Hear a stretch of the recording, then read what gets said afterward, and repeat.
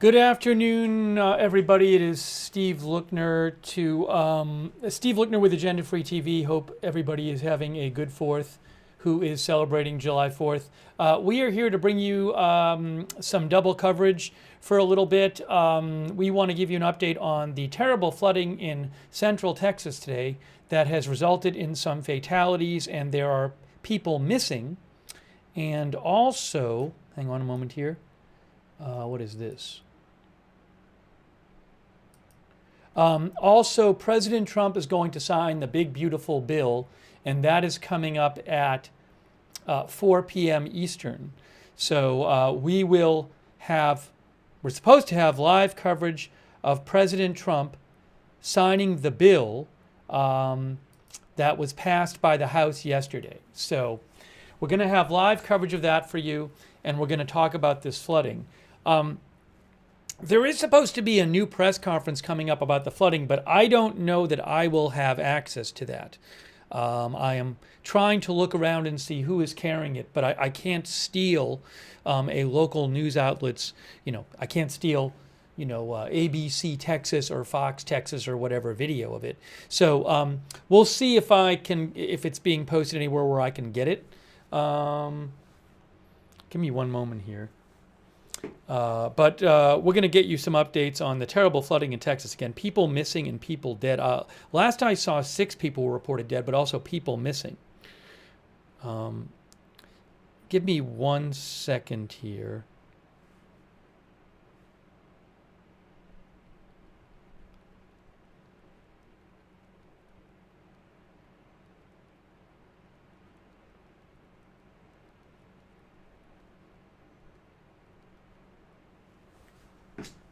Just give me 1 moment.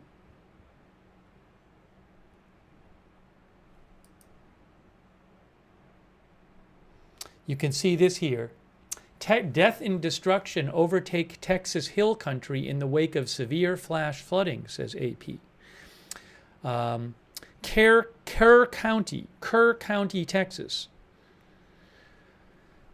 Texas hill country was beset by death and disaster Friday, says AP, after multiple fatalities were reported from months' worth of heavy rain that fell in a matter of hours, leaving search teams to conduct boat rescues as fast-moving water threatened riverfront communities and children's summer camps. As much as 10 inches of heavy rain poured down in just a few hours overnight in central Kerr County, causing flash flooding of the Guadalupe River. Teams conducted dozens of rescues, and the emergency response continued as an unknown number of people remained unaccounted for. People with children and relatives at area summer camps pleaded for information about their loved ones endangered by the flooding. Judge Rob Kelly, the chief elected official in Kerr County, confirmed fatalities from the flooding and dozens of water rescues so far. He said he was advised not to cite specific numbers and said authorities are still working to identify those whose lives were lost. Most of the people who have died, he says, we don't know who they are. One of them was completely naked. He didn't have any ID on him at all. We're trying to get the identity of these folks, but we don't have it yet.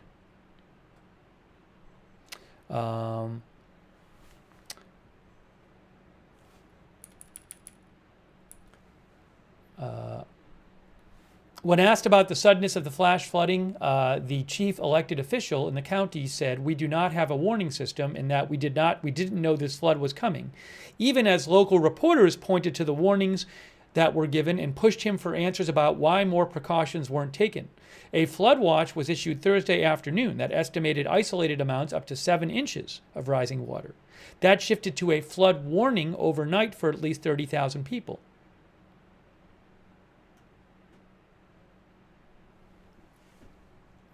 All right, give me a moment here. Let me just check something out. Again, if I can't get it, I can't get it. But I was trying to dig up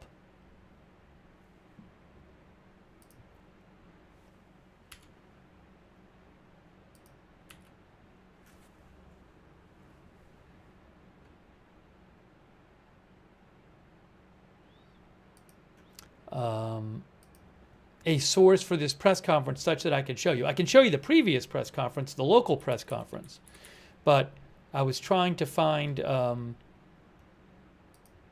possible source for the one coming up. I can't steal the video of it. So we'll either have it or we won't. If we won't, I'll tell you where you can watch it, and we can watch it on our own. No, I'm not aware right now of any kind of active scanner going on. I did a quick check, and I didn't see anything.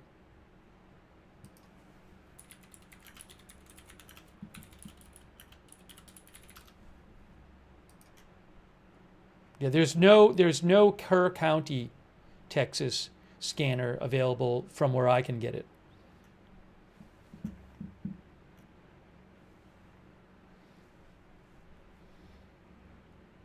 You can see here, Reuters says officials confirmed deaths after flash floods in central Texas. Several people were missing, and an unconfirmed number of people had died after torrential rains caused flash floods in central Texas, according to local authorities. In Kerr County, but it says here the National Weather Service issued a flash flood emergency advisory for the Llano River in Mason County, north of San Antonio, about 120 miles north of San Antonio. I have to check on that because I'm not up to date on that. I've been reading about the flooding around the Guadalupe River. I don't know if that's active, the one about the Llano River. If you live in that area, please check the National Weather Service online and consult your local authorities for the latest updated flood warning and watch and advisory information. In Kerr County, the sheriff's office, about 90 miles south of Mason County, the sheriff's office reported catastrophic flooding in the area, resulting in several people missing and confirmed loss of life. The Kerr County authorities did not provide more details on the deaths, but local media reported at least 6 people had died.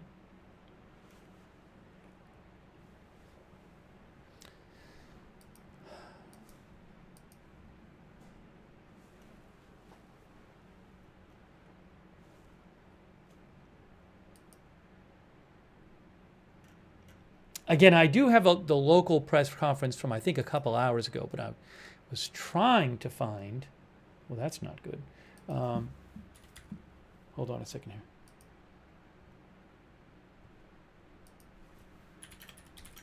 Trying to find video of the upcoming one that I would actually have the rights to.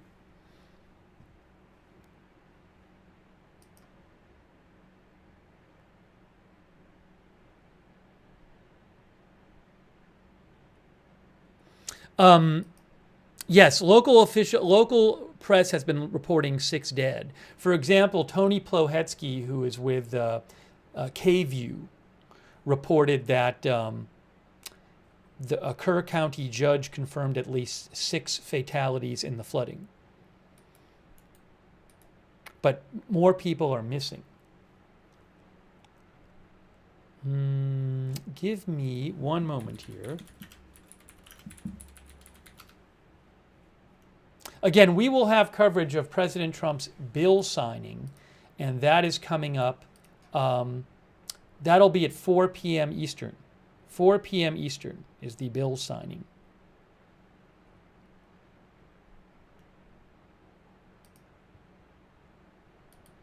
We will have live video of that for you.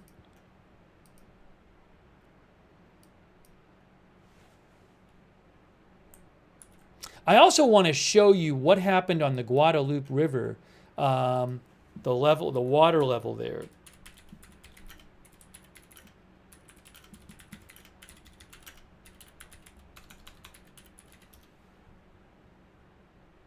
I need to find the right map here. This is it right here. Look at this. Guadalupe River near Spring Branch. This is from the National Weather Service. Look at what happened with this flooding.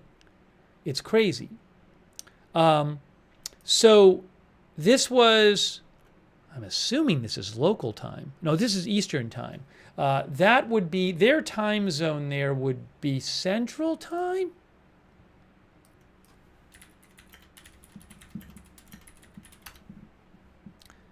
Yes. So it's 1 hour difference. But just look at this flood chart here, the water level chart. So, oh, unless is this the right one? This might be the wrong one. No. That looks like it's maybe the wrong one. I think it's the long Guadalupe. There's a similar one, but I think that's the wrong place on the river. Let me just get the correct one for you. But it's really crazy how much at Comfort, Guadalupe River at Comfort.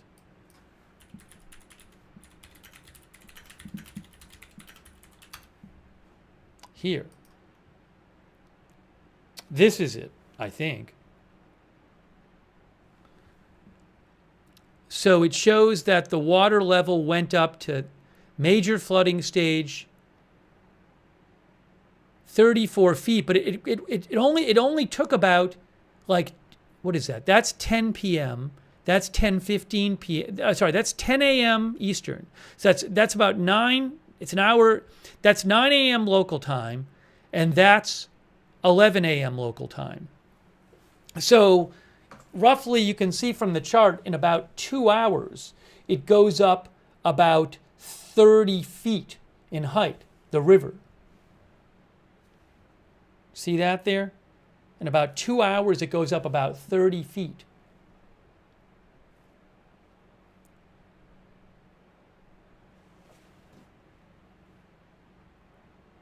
And I can show you on a map where we're talking about here. This is Kerr County, Texas, which is northwest of San Antonio, west of Austin, south central Texas. And if you zoom in here, see, it actually says Kerr County floods on there. There's Kerrville, which is the seat of Kerr County. And the Guadalupe River flows through the county.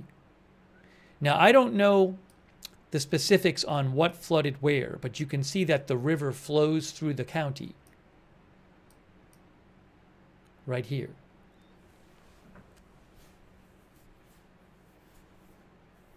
I believe it was 10 inches of rain, up to 10 inches of rain in a short time. Let me get you some more information on this. Again, there's a... Hold on a moment here.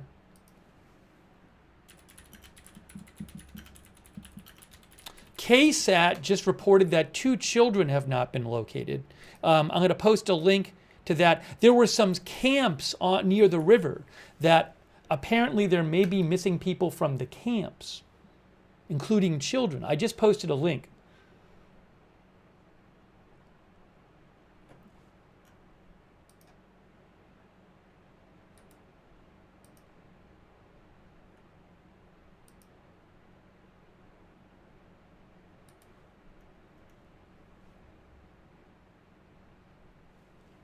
I saw one, again, I can't steal their broadcast. I was going to try to watch it myself. I was trying to find the local press conference from Lieutenant Governor Dan Patrick that was coming up. I don't have a version I can show you at this point.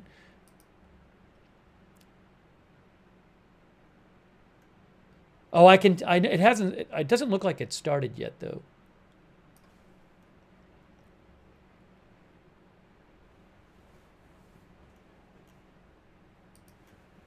Hang on a moment. One of our viewers said that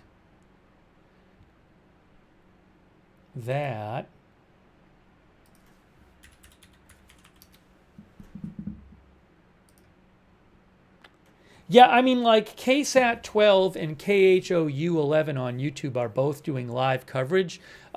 Neither of them is showing the press conference. I do have the press conference from earlier, the local, the local press conference was not that long. Maybe I'll pull that up from earlier today. That's not the worst idea. Thanks, yo, it's Hassan from Houston. Thanks to all of our moderators, by the way. We have Ruth Krafasi, Janet B., Beth Mythical, and over on Twitch we have moderating Good Luck Duck, Matthew Kohai 3, and Mick Britches. Thank you. Linda Bell, Glary, Misha on X. Thank you so much. And over there on Facebook, we have moderating right now Kay Lowry Body is moderating. Thank you so much, Kay. Margaret Riley, thank you. And all of our other moderators as well. So give me a second here. Again, we're going to be showing President Trump bill signing at 4 p.m. Eastern time. That's coming up pretty soon. You know what I'm going to do? I'm going to do this. I think I'm going to pull up the press conference from earlier, the local one, so you can see what they said. I haven't even seen that yet. So it's not the latest one, but this was earlier today. Here it is right here. Let me just hit play on this and you guys can hear what they had to say. This was City of Kerrville.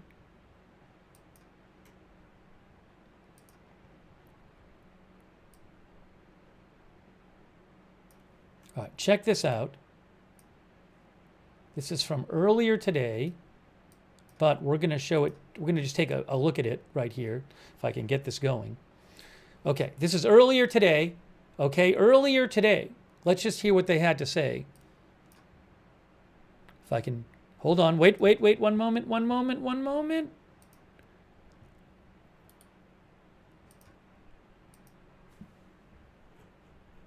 For some reason, I'm not hearing anything.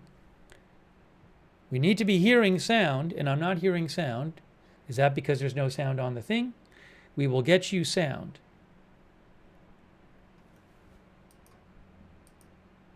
All right, well, clearly, I'm not hearing anything there. The volume is on. The tab is not muted. I can tell you the tab is not muted.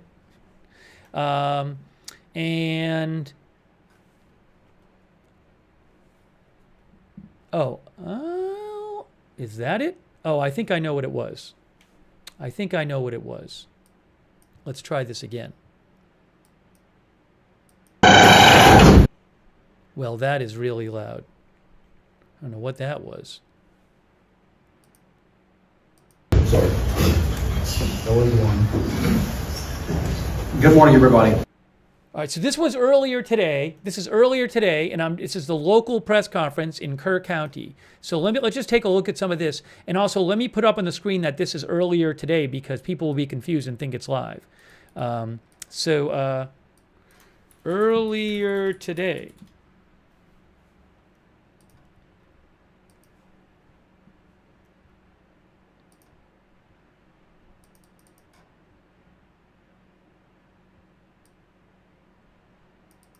Okay. Today has been a really difficult day so far in Kerr County, and we'd like to share with you some information about our response. We are currently in an extremely active scene right now. There are assets deployed across the county to help start the recovery process from this catastrophic flooding. I have with me today much of our command staff, and today you're going to hear this morning from County Judge Rob Kelly and Kerrville Mayor Joe Harry, standing right behind me, about our response. Again, please understand this is an ongoing, very active scene. We're going to give as much information as we can, but please respect the fact we have every single asset possible available to us that has been deployed for this recovery. So with that, we'll open up to a few questions and statements. So statements real quick from Judge Kelly. Good morning. I want to thank everyone for being here and being part of this response. You need to know that the response is being led locally, but also at the state level, with very active participation. I was awakened this morning with a phone call from Nim Kidd, who is the Executive Director of the Texas Department of Emergency Management, and we were on their radar screen. And as we were walking out of the Sheriff's Office, we had a call from Senator Cornyn. I've been in touch with both our state senator and our state representative. And we have assets available. There's a lot of discussion about casualties, how many fatalities, a lot of discussion about how many people are missing. And I've been advised not to use any numbers. We do have some numbers. We're not going to use them at this time. We'll have another meeting. 3 o'clock we have another one? Yes, sir. And hopefully be able to flesh out some of those numbers. But suffice it to say, this has been a very devastating and deadly flood. I happen to live on Highway 39, which was the Guadalupe River this morning. And from the benchmarks from the people that my wife bought the property from years ago, this far surpasses the 87 flood. I'm happy to say that the water did not get in the house. It got my office and the fence and the gate and the outbuildings, but when you look out your front door and you see the Guadalupe River running, it'll wake you up.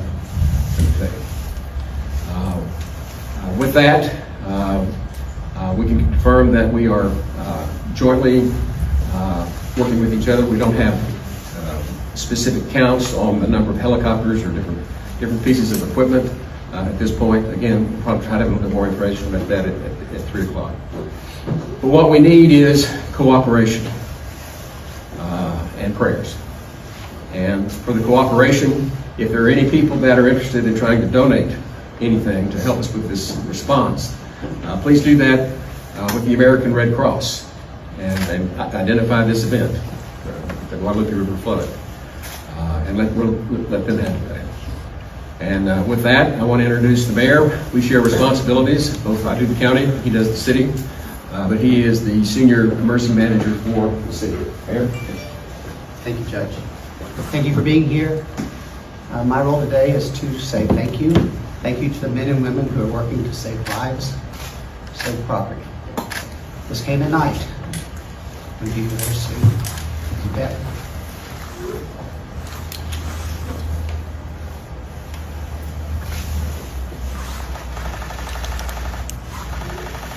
Please pray. Thanks.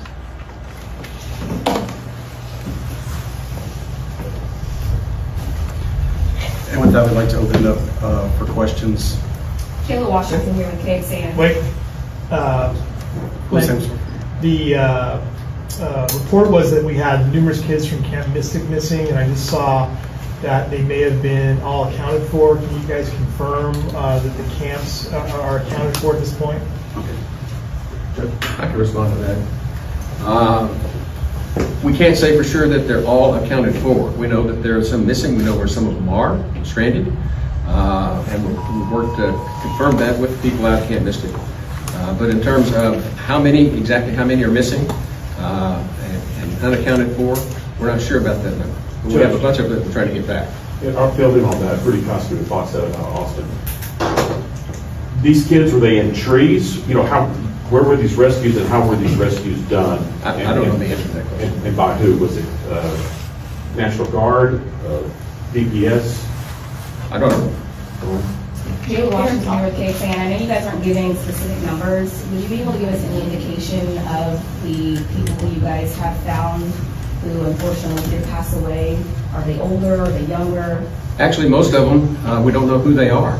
We're having to fingerprint them at the funeral home. And one of them was completely naked. We didn't have any idea on them at all. So we're trying to get the identity of these folks, but we don't have it yet. There are other camps that we are having viewers ask us about. The Heart of Hills Girls Camp and another Boy Scout camp. We have a lot of parents who are watching right now who are concerned about their kiddos at several of these camps. Have you heard any? We have a lot of camps. Right. And I live right across from Rio Vista Camp. There are questions about that too. I don't know any specifics about any of the individual camps. What I do know is that everybody is doing their very best and trying to get this identified as much as we can. Parents who have their kids at these camps, how can they find out if their kids are safe? Call camp. Do we have any idea how many rescues you've already attempted this morning, swiftwater rescues? Any ideas on that? Dozens. Can you talk to us about what kind of warning system might have been in place last night just to make sure that everybody got out safely? We do not have a warning system. Earlier, I was told that the boats couldn't even be deployed near the Junction Highway. The boats were on standby. They're waiting on aircraft. Is that still the case right now? These are all aircraft rescues of boats. I don't know anything about that. Judge, why weren't these camps evacuated yesterday? Texas Department of Emergency Management put out an all-call and said there's going to be a problem. We knew there was going to be a problem. Why weren't these camps evacuated? I can't answer that. I don't know. Well, you're the judge. I mean, you're the top official here in this county. Why can't you answer that? There are kids missing. These camps were in harm's way. We knew this flood was coming. We didn't know this flood was coming. Rest assured, no one knew this kind of flood was coming. We have floods all the time. This is the most dangerous river valley in the United States. I agree. And we deal with floods on a regular basis. When it rains, we get water. We had no reason to believe that this was going to be anything like what's happened here. None whatsoever. Do you have any streamlined process for reuniting families who are still? Yes. We have some reunification locations. In West Kerr County, it's at the Ingram Elementary School. And for here in Kerrville, it's at the Arcadia. And then they'll have to coordinate, ultimately, they do have to coordinate to see who we have and who we don't. There were some families who were telling me at Walmart earlier that, obviously they were very thankful for the help, but they were saying that there seemed to be some confusion regarding where to go to find your family members. Is there going to be one streamlined process to try to keep everything organized here? We have the 2 locations. That's as good as we can do right now. Is there anything that you'd like to say to these families? Anything that you'd like to let them know about what you guys are doing right now? All I can tell you is that everybody is doing everything within their power to get these kids out, to take care of the adults as well, and get them reunified. But that's all we can say is we got a whole lot of people that are in the sheriff's office, a whole lot of people with the KPD and KFD, and we've got the state. Can you speak to the specifics of what all the agencies that have been brought into the community to help with this event? Well, obviously there's the DPS, and I work with MKID on TDM. Do we have any others at this point? Texas Parks and Wildlife. Texas Parks and Wildlife. Texas go ahead. Thank you. So some of the resources that are out there right now, we're working with Texas Department of Emergency Management through their processes and their teams. And by the way, I'm Dalton Rice, the city manager for City of Kerrville. Through TDM, all the different assets can be deployed throughout the state. So through different sergeant floods. So both the city and the county issued disaster declarations recently. We are in contact with the governor's office. There are even federal assets as far as Coast Guard. So we are working with as many possible agencies. We've had cities reach out to us across the board within the region to offer their support. Dawn, can you speak to... Just one more question, please. Dawn, can you speak to, city infrastructure, water and power and sewer right now, since the river, probably compromised the water treatment plant? Yes, sir. So KPUB, our Kerrville Public Utility Board, they reported recently about 2,700 outages. They are currently ongoing. Most of it was down power lines. I know my house is still without power. We have multiple sources of water, typically groundwater and surface water. With the floods like this, we did have a little bit of damage to the surface side, and we shut it down just because of the chemicals in the environment side. We are operating off of well water currently. We do encourage everybody to exercise extreme conservation. We are currently not in a boil water notice, but that could change. So as we continue to work through this, we will continue to communicate and update anything as far as water, mostly water and power.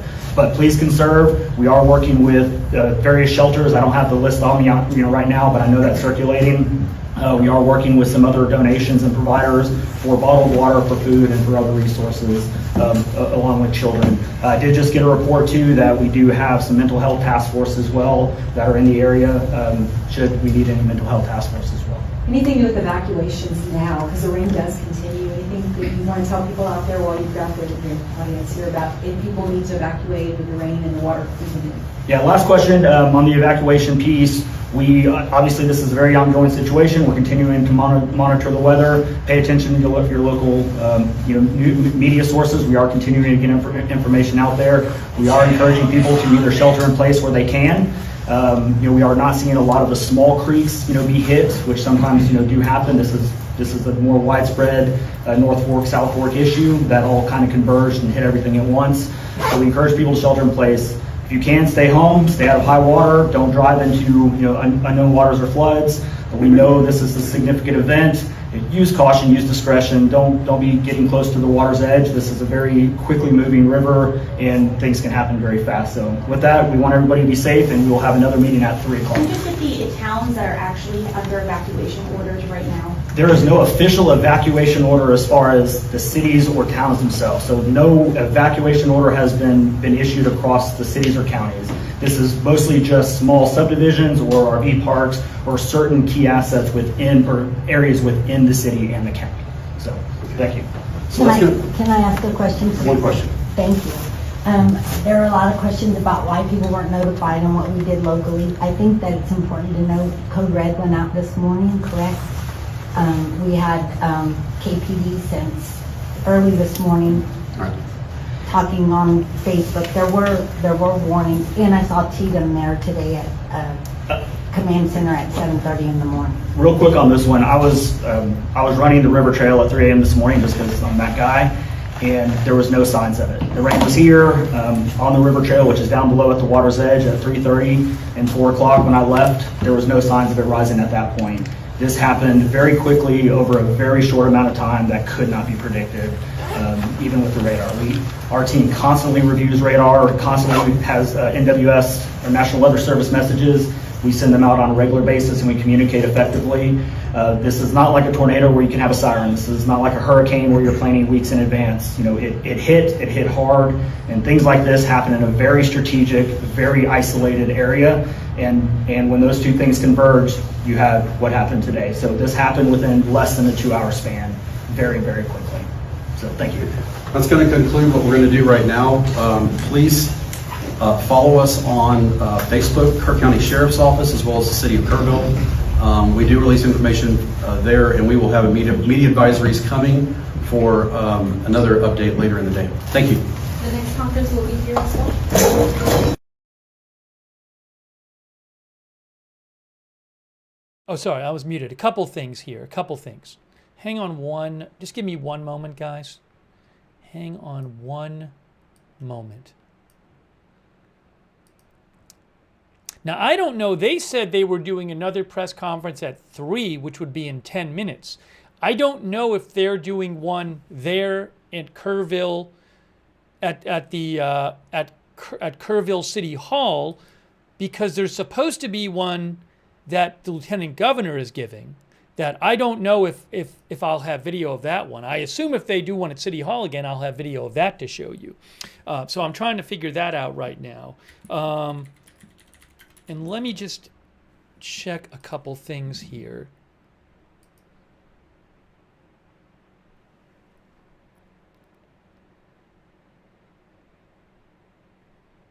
We were already looking at that. So I just don't know about the next one. And so so local media has reported that 6 people are dead. Multiple local media outlets have reported that 6 people are dead. But as you heard in the press conference, as of that press conference earlier today, there are missing children from camps which are along the Guadalupe River.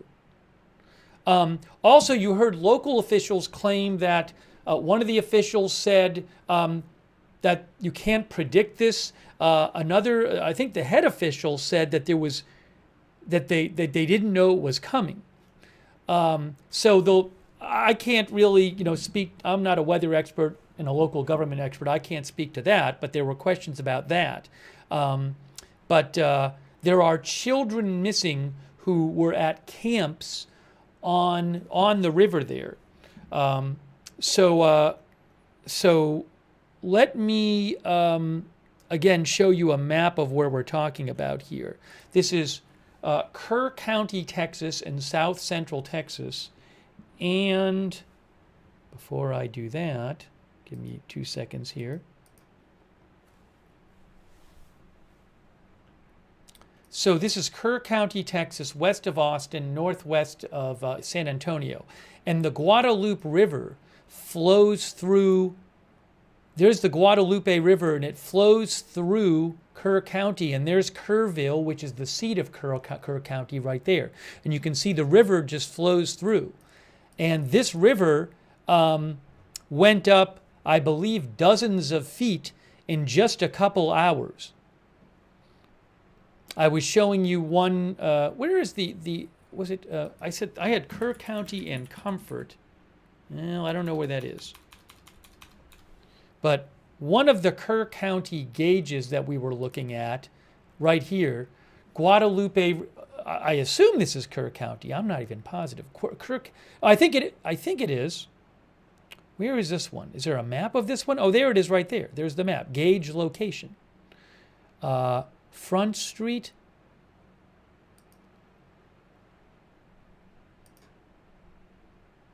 So this location is, where is this one?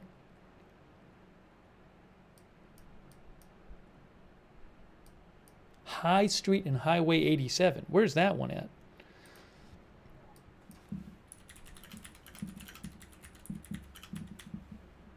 Well, that's not right. I don't know where that one is. That's near the, that's the 10. It's west of Kendall. Where's Kendall?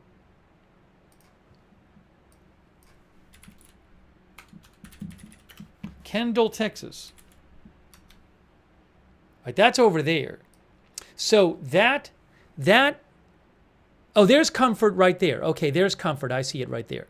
So there's Comfort, Texas. Comfort, Texas is about 15 miles from Kerrville. It's just next to Kerr County, Comfort, Texas. And this gauge from Comfort, Texas, of the Guadalupe River early today, Guadalupe River, shows that it rose from roughly 3 feet to roughly 34 feet in about 2 hours. So roughly 2 hours, it went up 30 feet, the river, according to this gauge from the National Weather Service. That's right next to Kerr County. Hang on a moment. Let me just see what's going on with the press conference situation. I want to take some comments. It's not earlier today, by the way. This is live right now. So just give me a second. And we're also keeping an eye out for the President Trump bill signing. So I got to keep an eye out for that as well.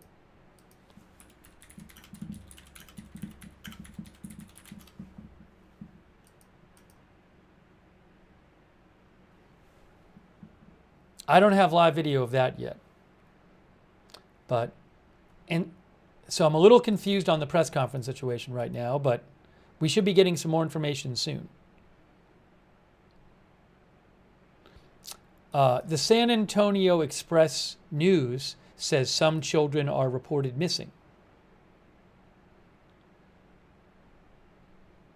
Oh, maybe I can find this. San Antonio Express News says that some children are not accounted for from Camp Mystic, which is in Hunt, Texas. It's a Christian summer camp for girls. I wonder if they have a site or a page.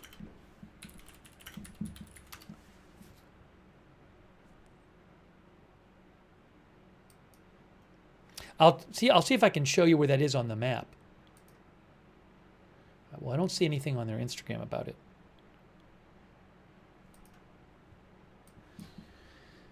Camp Mystic, Guadalupe River. Okay, here it is. Here is Camp Mystic, Guadalupe River. So you can see the river goes up. This is, sorry, this has to be taken away. Kerr County floods. Camp Mystic, Guadalupe River. So it's children's camp. I assume this is the correct Camp Mystic.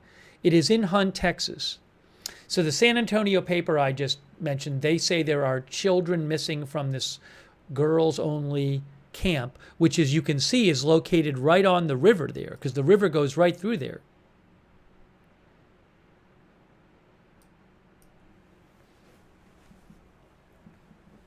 Also, according to the San Antonio paper that was reporting on this, that I was just talking about, they said that 2 directors of the camp said some cabins were possibly washed away at the camp. So trying to get you more information on this. And in terms of current alerts,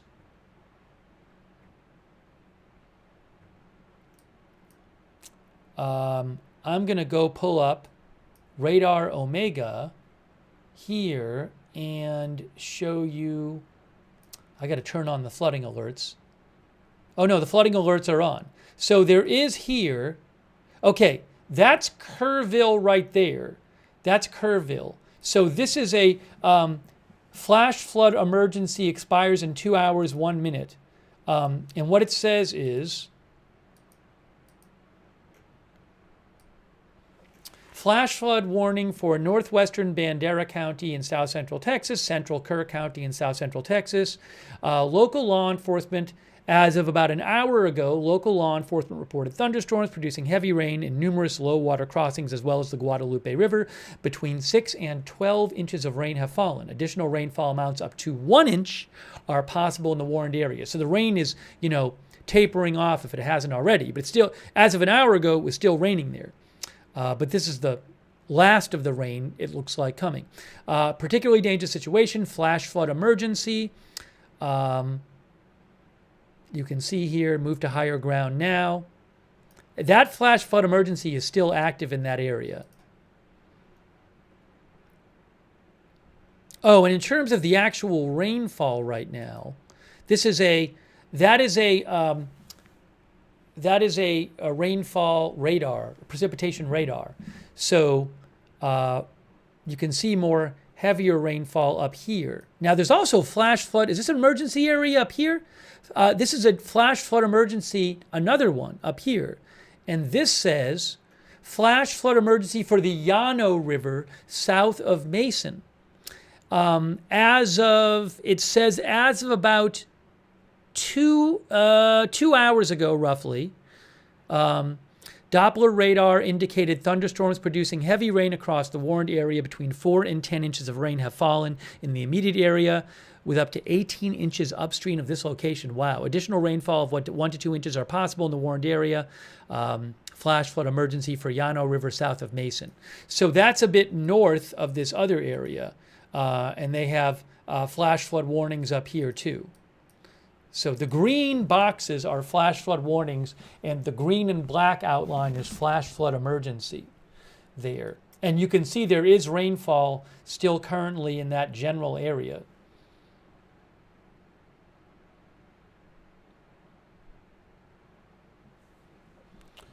Okay, hang on. All right, let me check something. Let me see. The Texas Lieutenant Governor's press conference, I don't have video I can show you yet, but I can tell you it hasn't started yet. I know it hasn't started. Are they doing another press conference at Kerrville City Hall? Because they said they were going to do one at 3, which it is now. But maybe they're just doing the same one. Maybe they're going to be at the one in Austin. I don't know.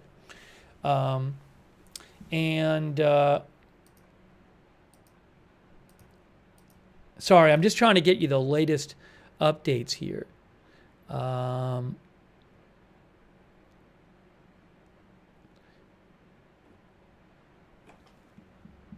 again, I don't see the video yet up posted for the White House.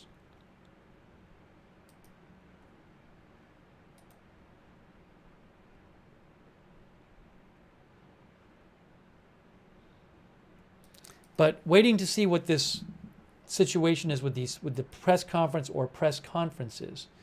All right. There was supposed to be a press conference with the Lieutenant Governor an hour ago, and it just hasn't started yet.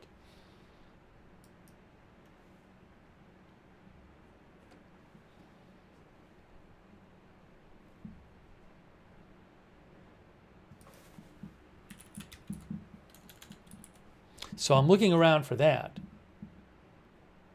Governor Abbott released a statement a few hours ago. He said the state of Texas is surging all available resources to respond to the devastating flooding around the Kerr County area. That includes water rescue teams, sheltering centers, the National Guard, the Texas Department of Public Safety. The immediate priority is saving lives. That's the last on his X account. But again, the lieutenant governor is supposed to speak soon, although I don't know if I'll have video of that I can show you.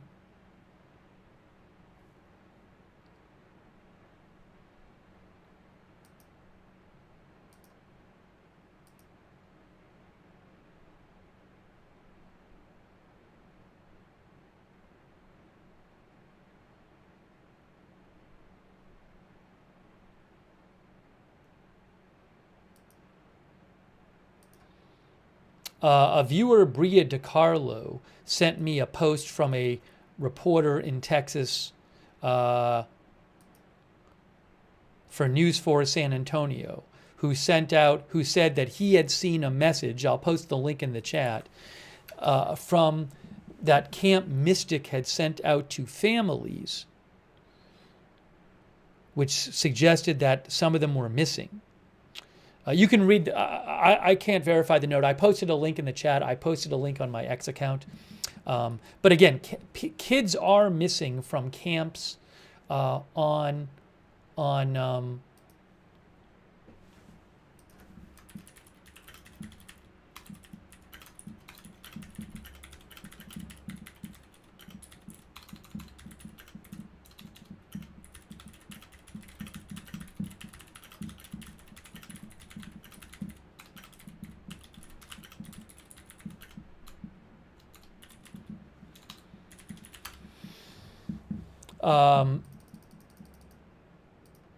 I'm sorry, I lost my train of thought. But from what we have heard, from what we heard in the press conference and the reporting we have heard, there are kids missing from campsites on the river. There are kids' camps located on the river, and there are children missing. I don't have exact numbers.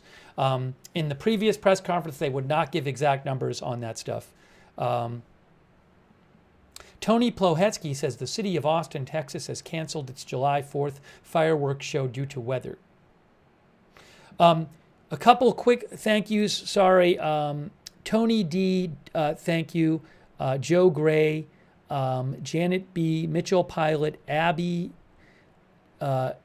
Janet B, Two Dog Mom, Tina Marie, and Val. And Stunned in the North, and Brainstorm Warning on Twitch. Sorry, it's a little confusing right now because any moment now we're supposed to get video from the White House. So I'm keeping an eye on that.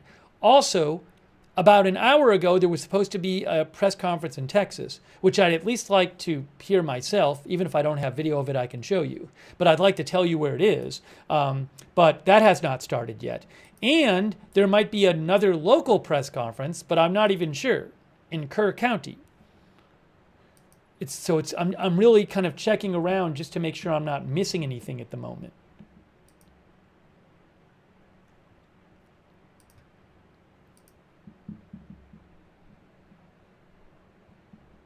So thanks for, I know a bunch of people are writing in, so thanks for your patience as we try to figure out what's going on here. But again, no White House video yet. That should be any time.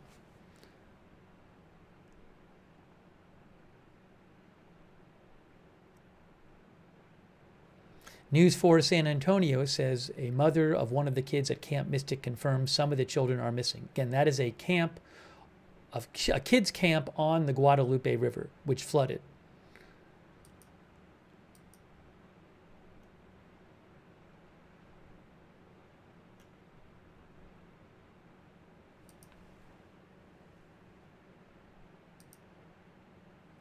I don't have exact numbers.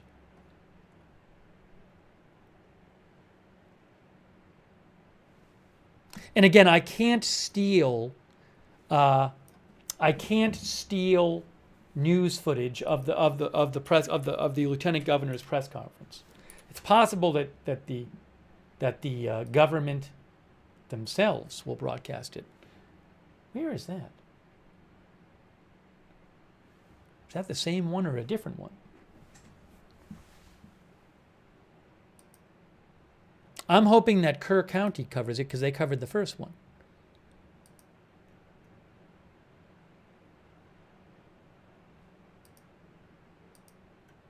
Thanks for your patience here while I look around and try to get this for you.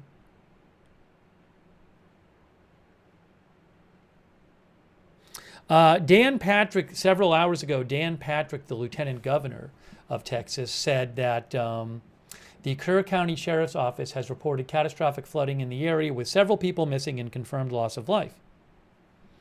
He also said there was significant flooding that occurred in the Hill Country and Concho Valley regions in the early hours of this morning. More flooding can occur in these areas. There is an ongoing threat for possible flash flooding from San Antonio to Waco for the next 24 to 48 hours, in addition to the continued risks in West and Central Texas. He said he was going to hold a press conference today with the Texas State Emergency Operations Center in Austin later this afternoon. It's possible once this press conference starts, I will get a source to show you, because sometimes what happens is with these local, when the local government shows these things, they tend to show it right as it goes live.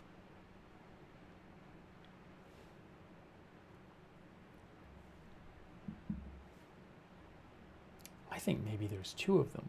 I don't know.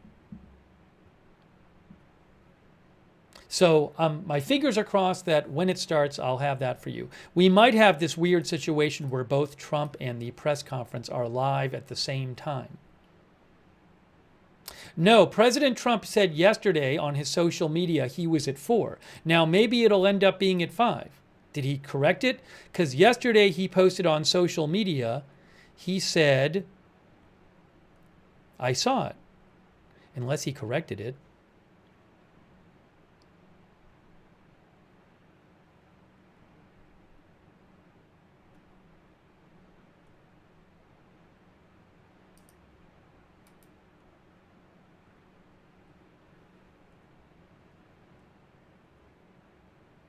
I think it was supposed to be 4 Eastern time. I can't find it now. Anyways, well, it's after 4 now, so it's not at 4. I don't know what the scheduled time was. Fred Flintstone sent in a speech last night. He said 5, so I guess, I don't know, 4 or 5. It could be at 5.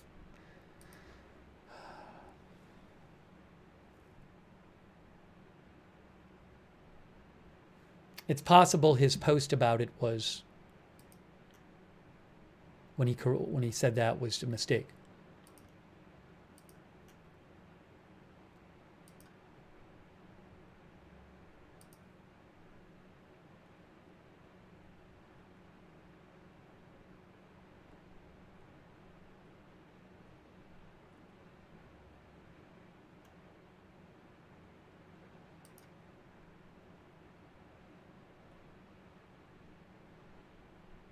But he did yesterday at one point say it was going to be 4.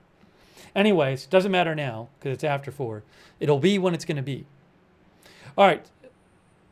So we are waiting for the next press conference, which I don't know if I'm going to have yet, about the Texas flooding, which was supposed to be over an hour ago and is now going to be any time now. Kerr County had said they were going to have their next one 12 minutes ago. But that hasn't started yet. So I'm kind of just looking around here, waiting for it to start and waiting to see if I'll have video for you.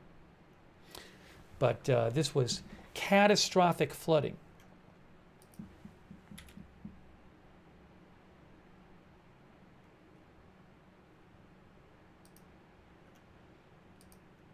Let me show you a little more about this while we're waiting.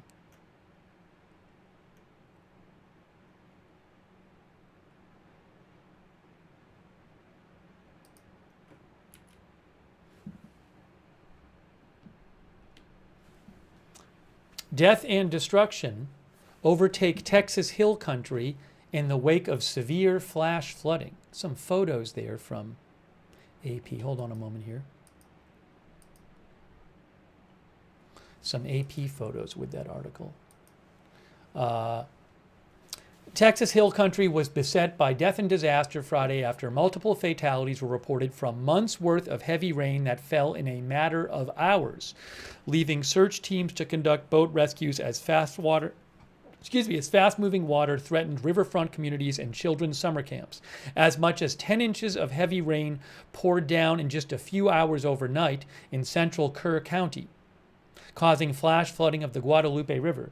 I saw one local reporter say there might have been even a foot of in some locations in Kerr County, but that's unconfirmed. Teams conducted dozens of rescues, says AP, and the emergency response continued as an unknown number of people remained unaccounted for. People with children and relatives at area summer camps pleaded for information about their loved ones endangered by the flooding. Again, there are camps right on the river. Judge Rob Kelly, the chief elected official in the county, we heard him earlier when we watched the recording of that press conference. He confirmed fatalities from the flooding and dozens of water rescues so far. He said he was advised not to cite specific numbers and said authorities are still working to identify those whose lives are lost. Most of them, we don't know who they are, he said. One of them was completely naked. He didn't have any ID on him at all. We're trying to get the identity of these folks, but we don't have it yet. The people who died, who they've recovered. AP says Erin Burgess's home sits directly across from the Guadalupe River in the Bumblebee Hills neighborhood west of Ingram. When she woke up to thunder at 3:30 a.m. Friday morning, it was raining pretty heavy, but no big deal, she said.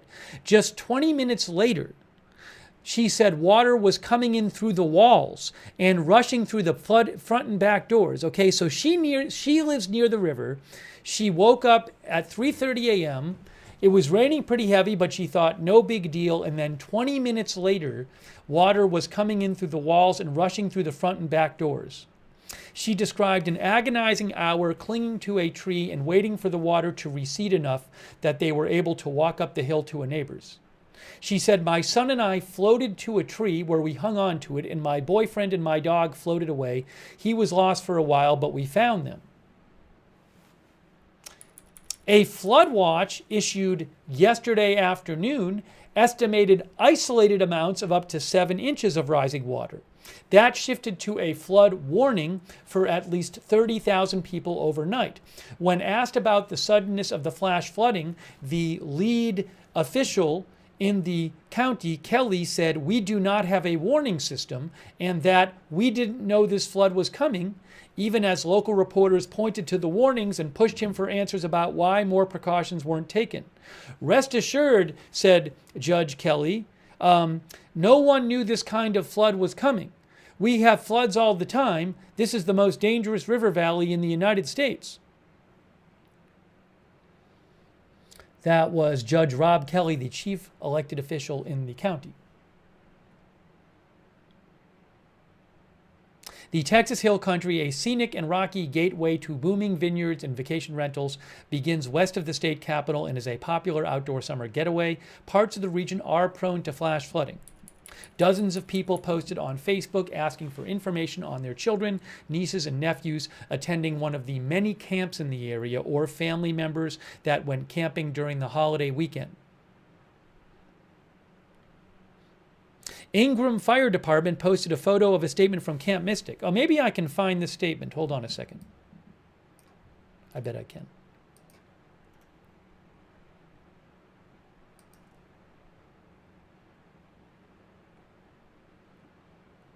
Can I or not? Oh, I don't see it there. I went to their Facebook and did not see it there. Ooh, maybe it's over here. Here it is, right here. I got it. I got the statement. This is from the Ingram, Texas Fire Department. Ingram, Texas Fire Department. We are getting a lot of messages and phone calls regarding welfare checks and status of children at camp. All welfare checks need to be go here and go to KCSO, Dispatch, or Kerrville Police. This is from Camp Mystic. This is from Camp Mystic, which is a children's camp on the river. We have sustained catastrophic level floods. We have no power, water, or Wi-Fi. All Cypress Lake campers are accounted for. All campers on Senior Hill are accounted for. But I assume that's not the whole camp. There is Camp Mystic Guadalupe River, I believe. Didn't we see that on the map? Yeah, Camp Mystic Guadalupe River. If your daughter is not accounted for, you have been notified. If your daughter is not accounted for, you have been notified. If you have not been personally contacted, then your daughter is accounted for. We are working with search and rescue currently. The highway has washed away, so we are struggling to get more help. Please continue to pray and send any help if you have contacts to do so. So that is Camp Mystic, which I believe one of the stories said was a girls' Christian camp on the river. If I have that right, we read it earlier. Certainly looks like a girls' camp from that post right there. So that clearly shows that, again, this was posted on the Ingram Fire Department page. That clearly shows that children from the camp are missing, or at least were missing at the time of that message.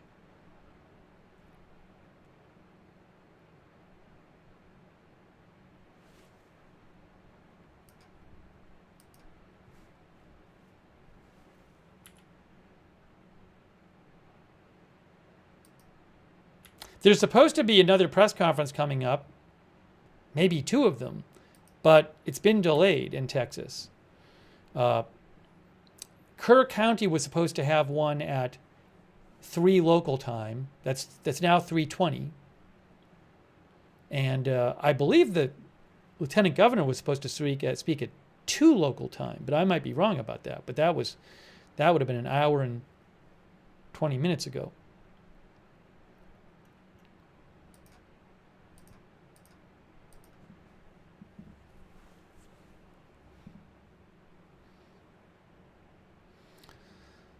Thanks to our moderators right now, we have Janet B., we have Ruth Grafasi, thank you.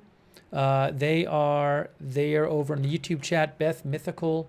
Also, we have Good Luck Duck, Matthew Kohai 3, McBritches, Sarah. And on Facebook, Kay Lowry Body, Margaret Riley, thank you. And on Twitch, on X, Linda Belk, Larry, and Misha, thank you. You know, we don't know about the numbers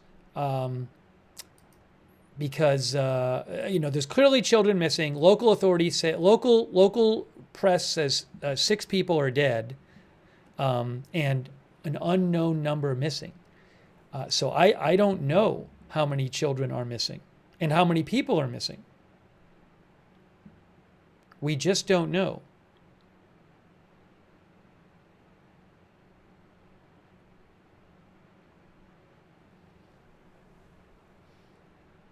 But this is not a good situation.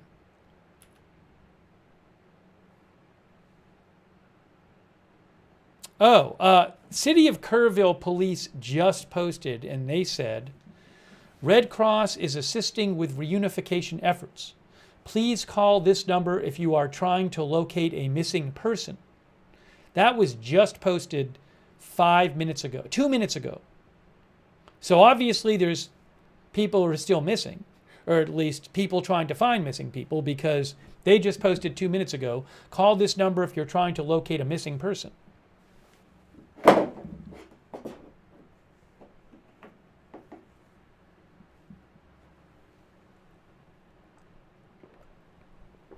Wheezy's girl thinks it's way too early to know how many missing or lost.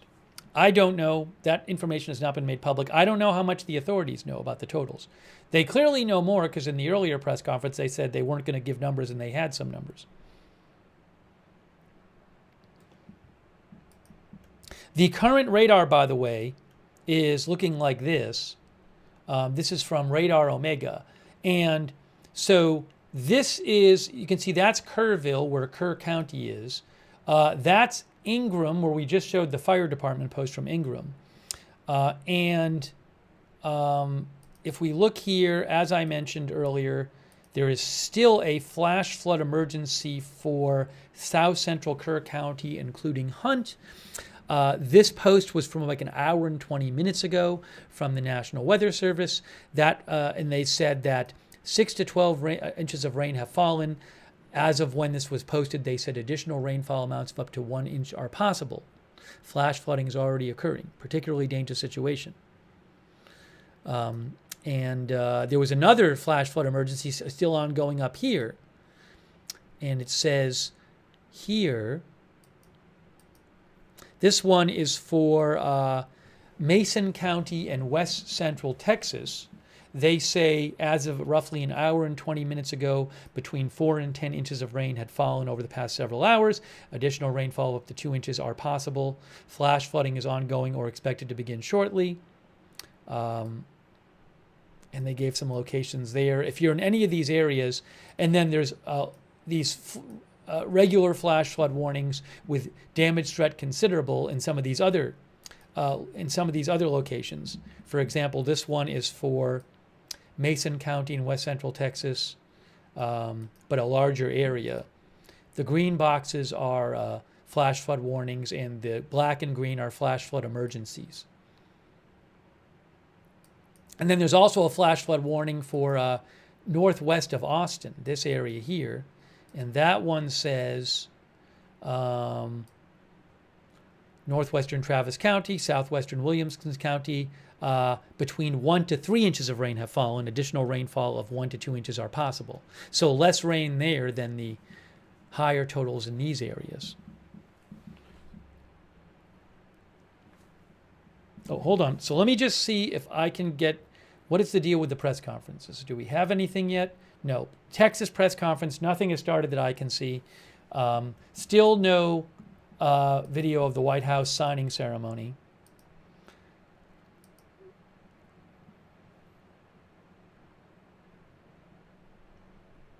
And then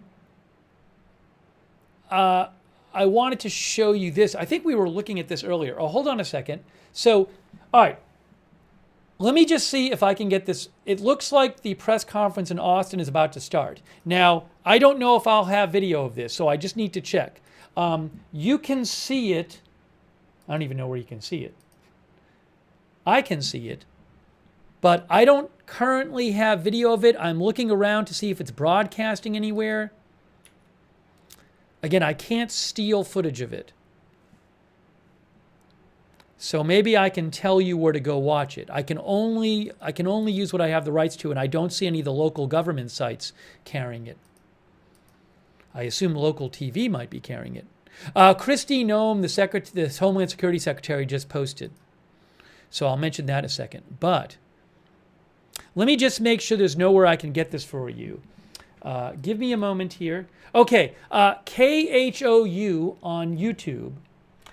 KHOU on YouTube is showing a press conference. KHOU on YouTube. And I'll see if I can find somewhere where I can show it to you.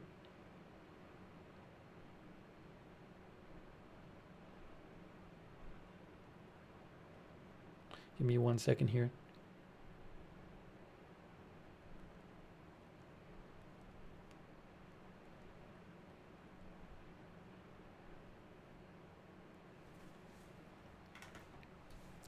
So again, KHOU on YouTube is showing the press conference. I'm trying to figure out if there's somewhere that they're showing it that I can show it to you. And I have not found anywhere showing it that I can show it to you yet. So I'm just looking around right now. Oh, I got it. I got the press conference. I got the press conference now. Let me get it up on the screen for you. I'm going to get the press conference on. I have it live right here. I have it live right here. Hold on. It's right here. It's right here.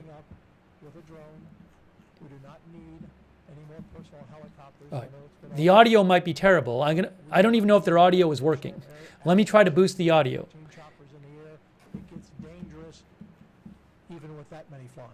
It looks like they're having major audio difficulties. We can be there, we can help.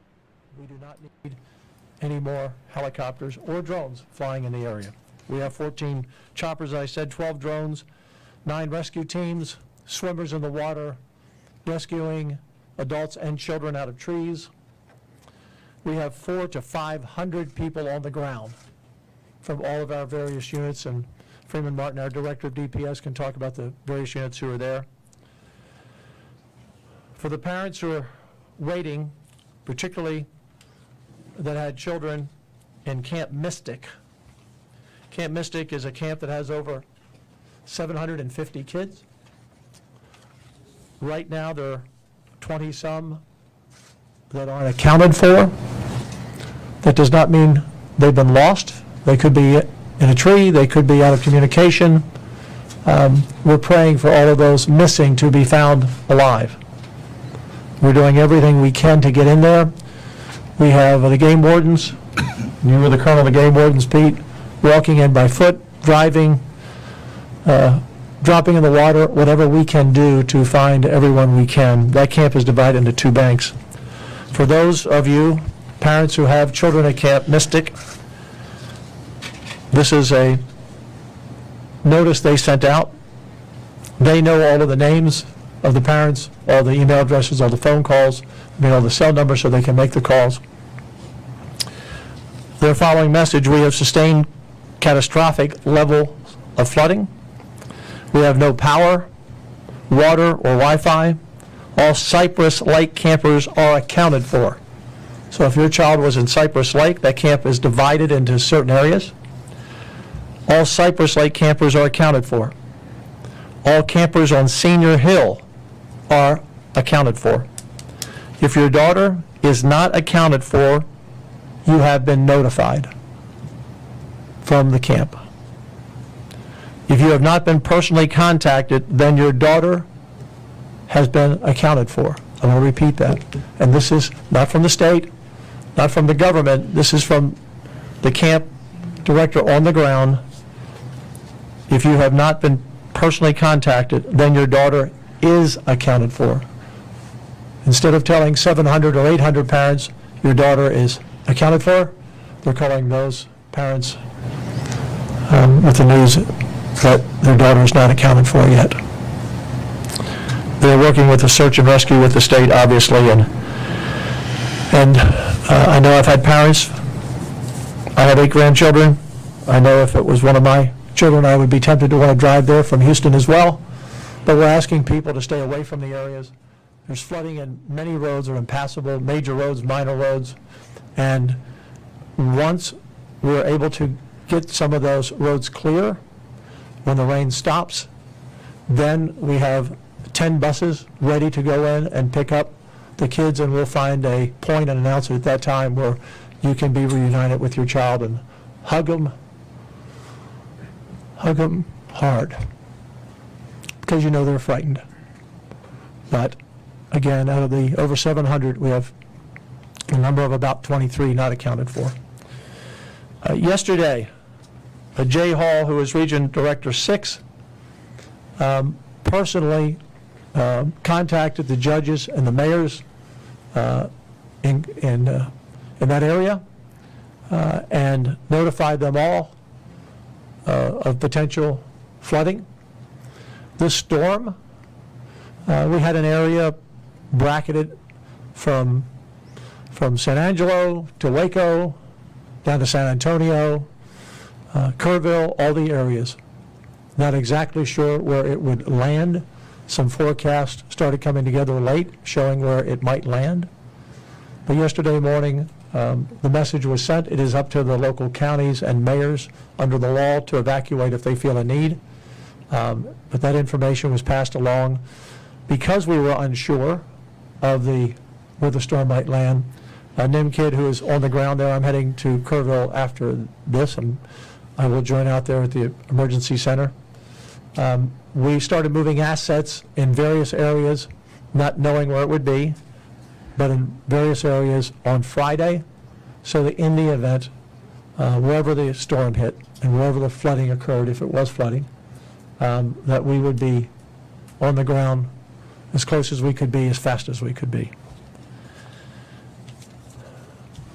This is an area that has lots of camps, thousands of children throughout those camps, especially in the summertime on the 4th of July weekend. The main area that we have heard from so far is the Camp Mystic area. We have not had reports from other camps at this point of a loss, but that does not mean there has not been. We just have not had any report. There have been confirmed deaths. That number changes, and the one thing I've learned in this position over many disasters that Governor Abbott or I have had to cover, the first news is always not the correct news. And you always pray for it being better. But I'm not going to give exact numbers, but we don't have exact numbers, but somewhere between 6 and 10 bodies have been found, some in cars that were washed down upstream that came down into the area. Some are adults, some are children. Again, we don't know where those bodies came from, and was it from a camp, or was it from one of the many homes that are all along the Guadalupe River? We just obviously don't know that at this time. I want to turn it over to our Director, Freeman Martin, to talk about our response from DPS and the other agencies. Governor, thank you. This is it's a tragic event. It's going to be a mass casualty event. We know that. We prepared. We moved resources into the area. This is a Texas response. This is not DPS. This is the Texas Military Department, Texas Department of Public Management. We have Parks and Wildlife. We have every local agency in the area. We're working hand in hand with the Kerr County Sheriff, the San Antonio Police Department, really the San Antonio region. There were many, many cities and law enforcement agencies and first responders self-deployed. So we have plenty of resources on the ground. Lieutenant Governor mentioned over 500 boots on the ground. Texas DPS alone, we have over 100 troopers, agents, and rangers on the ground. We have 7 helicopters. We're supported by 5 TMD helicopters and 2 Parks and Wildlife helicopters. We have planned for shifts. We're going to work throughout the night. So when we started this at 4 o'clock in the morning, we've been working this all day. We've got a B shift and a C shift that are going to come in and relief, so there won't be a gap in the search and rescue operations. But the governor said it accurately, is there's too many unknowns, and there's information that sometimes it sounds conflicting. You have a report that there's 20 people missing from one camp, and then you have a report that everybody's accounted for. Well, there's 2 camps that are split with the same name. So we don't want to get in front of that. It's taken some time to get in there with all the resources we have. As bad as the storm was this morning, our helicopters had a hard time getting in. And so a lot of people that were cut off, they were counted as missing. They don't have self-service or electricity, but they're on high ground and they're safe. So we have gotten to several of these where there's as many as 200 in one location. We're able to bring in food and water and supplies to them. It's just taking time to get them out of there. At the same time, there's other camps where we know their people are missing, and there's search and rescue operations going on. Parks and Wildlife using their boat teams, some of our tactical marine assets. They go as far as they can go, and then they go on foot the rest of the way. So it's not easy, but we're making progress and hope to have better numbers later this afternoon. As the Lieutenant Governor said, we'll be on the ground here shortly with our first responders there in Kerrville. I know there's reunification centers stood up, one in Ingram at the elementary school, at 125 West Brave Run in Ingram. There's another one at the Arcadia Live Center on Walter Street in Kerrville. And then there's media staging at the Hill Country Youth Event Center in Kerrville, where there'll be a media press event later on. A couple of things. Lieutenant Governor said we don't need any more first responders. We don't need anybody to self-deploy. We don't need any more drones or helicopters. We don't need people just showing up. This is a very coordinated response. Stay away from the area if you can. Stay home with your families. That's the right thing to do, to stay out of this area. There's working with TxDOT. We know there's over 85 locations that have been impacted by high water, and at least 25 roads shut down. Right now, the rain has let up, but we know there's another wave coming, and then there's going to be some more impact downstream later tonight and tomorrow that we're concerned about. So we'll continue to work with locals. We're also doing rescue operations and evacuation operations in Tom Green County and Kimball County. We're concerned about San Saba downriver, so there will be more notifications coming out. If you're asked to evacuate, please evacuate. If you are on a roadway and you see water, you have no idea how deep that water is or how swift it is. Stop, turn around. Do not try to cross water if you don't know, you can't tell how deep it is. But the best advice is stay home. And I know y'all want numbers. I wish we had numbers. Those numbers change frequently. Like I said, some people are reporting as missing, and they're not missing. They were evacuated. They're safe. They just didn't. No family member is concerned not knowing where they are. So, with that, Governor, I'll turn it back over to you. I do want to mention before I turn it over to Pete that I was in touch with the governor early this morning with Senator Ted Cruz. We've been in touch. I've tried to reach out to the sheriff, or not tried, reached out to the sheriff and the county judge in Kerr County, and understandably, they're busy, not answering their phone. They're getting a lot of calls from a lot of people, but that's why we're going down there. But we are in touch between our departments. We are in touch with them. We've had multiple calls from the White House today. I've talked to several people at the White House. The president has sent the message, whatever we need, we will have. We are sending in the Army Corps of Engineers. It's one of the requests we made to look at the dam at Canyon Lake to make sure that dam holds. I just had a meeting with them before I came out here. I said, is the dam safe? And they said, it is safe, sir. I said, safe tomorrow? It is safe, sir. I said, well, if anything changes on that, you call me on speed dial immediately. But right now, the Army Corps believes that dam will hold and is safe as we sit here today. We're also expecting more rain and potential flash flooding to the Waco area, San Antonio, Austin overnight. That would not be, that would be localized flooding where, as the director said, you don't want to be driving in deep water. We could have heavy rain in those areas, but even in the Kerrville area, even if it's not a heavy rain, just a few inches of rain is going to only make the situation worse. Let me turn it over to Senator Pete Flores, who represents that area, along with House Member Wes Verdell, who reached out to me earlier today. I know he's from Brady. I don't know if he's waterlocked or not, because some of those roads are cut off, but we appreciate him reaching out. Senator Flores. Thank you, Governor. Thank you for allowing me to be here, and thank you all for being here. And the first comment I make is prayers for our affected Texans, and to make sure that that they come out of this event with their lives. And for the first responders that are out there, especially the local ones who were there first, we want to always recognize that they mostly voluntarily step up for their fellow citizens, and they're the first ones there and the last ones to leave.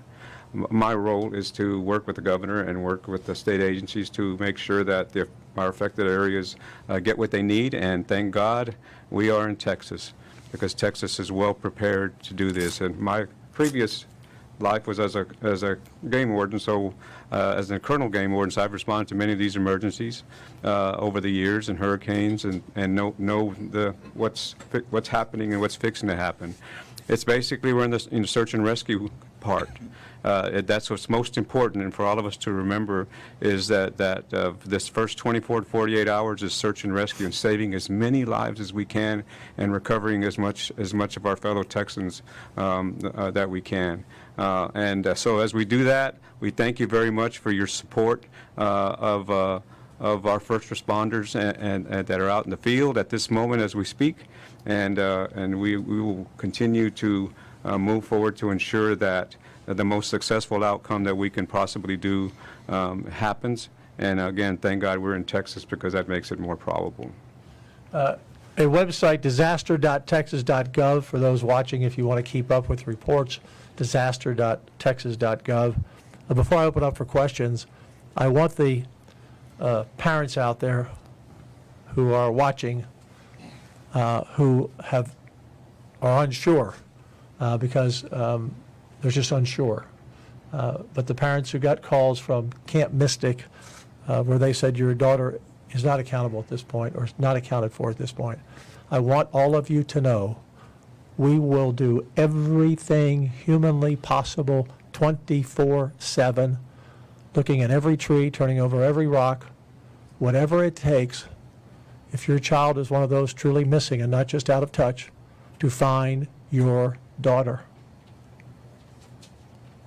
We will do everything humanly possible to find your daughter or son. And we say daughter because Camp Mystic is a girls' camp, and that's where we've had a number unaccounted for. 20-some was the last count before I came out, and again, that could change while we were sitting here. Make no mistake, we will do everything possible. The 500 people that are in the field are looking for your daughter. Questions? Governor, you talked about how fast this rain came and how fast Yes. the channel filled up. Do you know if they got any lead time at all out on site? And were people able to get out of there before the rains hit? So the weather forecasts were all over the map, from a few inches to possible flooding. And I had my first contact, I believe the governor left the state Tuesday or Wednesday. I'm not exactly sure, but I had a contact on Wednesday of potential heavy rain, potential weather, somewhere in a very large area of Texas. And so that was the first contact. And then on yesterday, I guess it was Thursday, there was a 10 o'clock weather call, and that call goes out every day at 10 o'clock, and judges and mayors are invited to be on the call. 10 a.m., right? 10 a.m., yes, sir. And so that call was put out. And then just to double down, again, I mentioned Jay Hall, the region director. He went out personally and made sure everyone on the local officials were aware there could be flooding. And it could have gone somewhere else. The storm could have moved 20 miles somewhere else. But everything was done to give them a heads up that you could have heavy rain, and we're not exactly sure where it's going to land. Obviously, as it got dark last night, we got into the wee morning of the hours, that's when the storm started to zero in. Another question? Lieutenant Governor, do you anticipate or do you know if there will be any sort of curfew put into place? I don't. That would be up to the local officials. I don't think that's going to be an issue. I don't think people are roaming around out there. The water's pretty high. Yes. Another question? Can you give us a timeline on when the deployment first happened that you were describing earlier? Was it last night? The first calls we got into TDEM and Nim Kid, who would normally be here, he's on site there in Kerrville. He drove there earlier this morning. They had pre-positioned equipment and people in the event it would be close to somewhere it landed. You know, they may have to move 10 or 15 miles, but they had already pre-positioned, not knowing if it was going to be a light rain, a medium rain, or heavy rain. But there were surely multiple forecasts. And this morning, it's my understanding, Director, that at 4 a.m. we started getting the first calls and response calls. Is that correct? That's correct. We actually started moving resources a couple of days ago, and for us, it's a holiday weekend, so there are no days off for troopers, agents, and rangers. Law enforcement, we work the holidays, but starting 2 days ago, we started moving aircraft and strategically placing some boat teams with Parks and Wildlife in coordination with TDEM. And so, but the thing is, we didn't know Menard, Kerrville, San Antonio. So we stage them in the San Antonio area for the most part. But yeah. Well, thank you very much for coming. We will update you as we have more information. Again, disaster.texas.gov. We always say in these situations, thoughts and prayers. I'm asking the people of Texas, do some serious praying this afternoon, on your knees kind of praying, that we find these young girls and that they're only unaccounted for because they're somewhere that we don't know yet, but that they're alive and safe, and we will find them. If they're alive and safe, we will find them and bring them home to you. So please pray for these families tonight and this afternoon. Thank you all very much. Are you leaving now to go to the Yes, sir. Guys, give me 1 second here.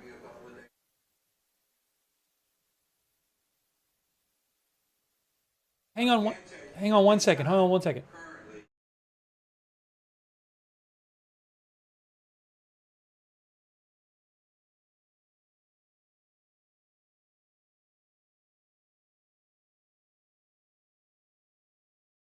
Okay, there's another update going on from I think it's Kerr County. And I don't have, they're showing that on Fox 7 Austin and KHOU. It is not live on the Kerr County page. I assume they'll put it up after. But they just said 13 people are dead. And that's in, again, I think it's the Kerr County press conference, but that again is not live yet. So that's not, it's live.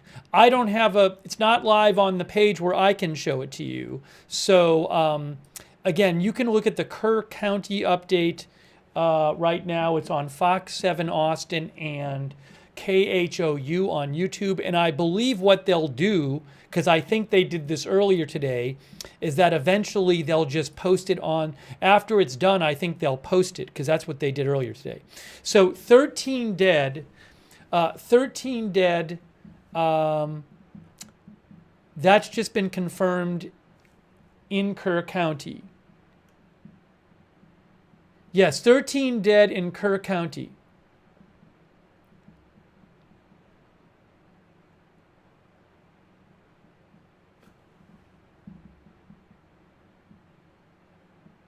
Yes, that is true. Hold on one second here.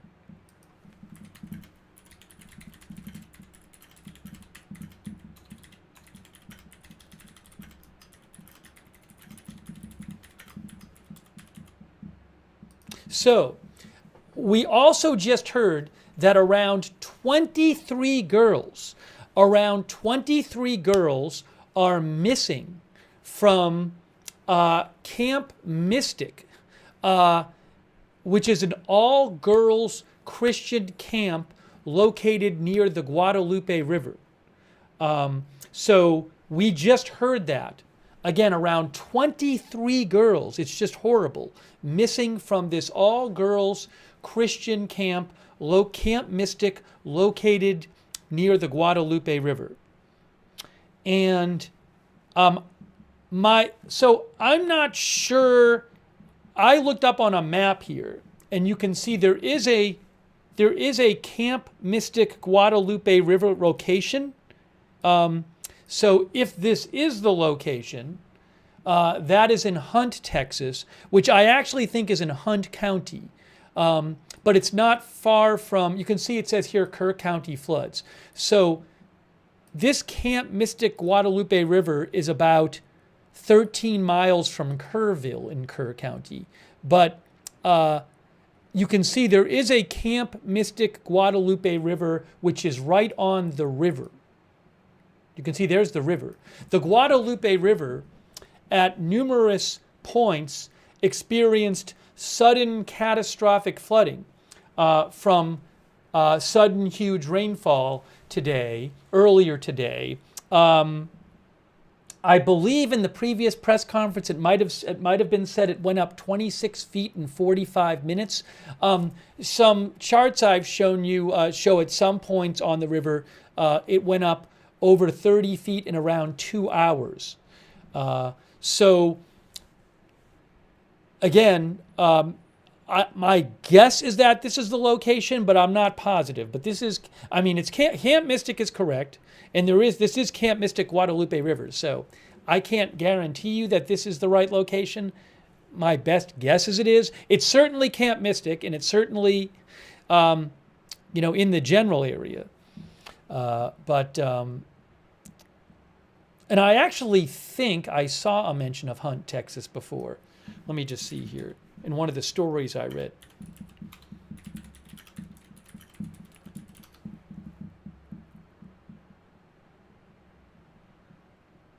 Let me just see here.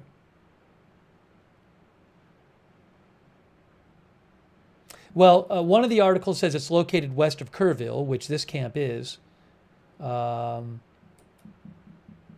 Anyways, so let's see. Yes, Hunt, Texas. According to KENS 5, this Camp Mystic is located in Hunt, about 17 miles from Kerrville.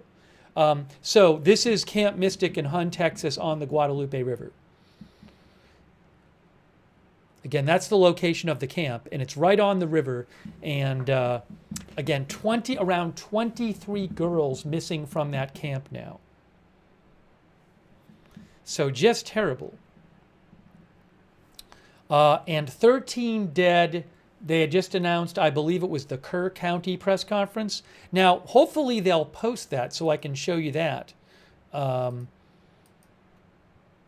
But we just heard the acting governor. The current governor left the state on Wednesday. I'm not sure exactly where Governor Abbott is. He is out of state, so Dan Patrick is the acting governor. But this is really just terrible, really awful. But yes, around 13 confirmed dead.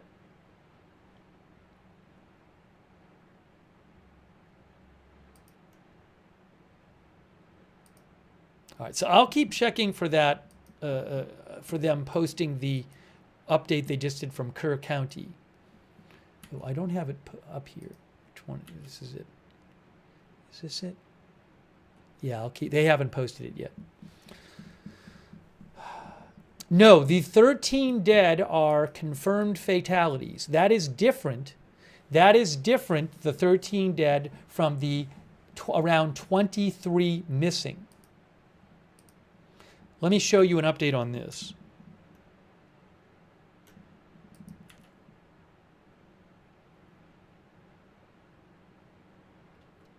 Really, really bad. This is just a headline here. Over 20 missing from girls' camp in Texas as water impedes search, officials say.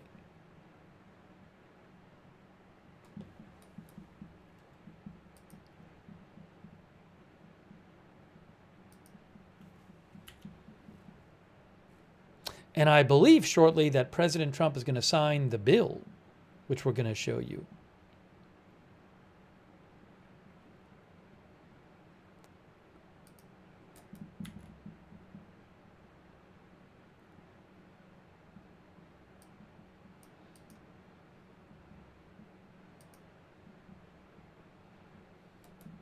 Give me just one moment here. Thanks for your patience.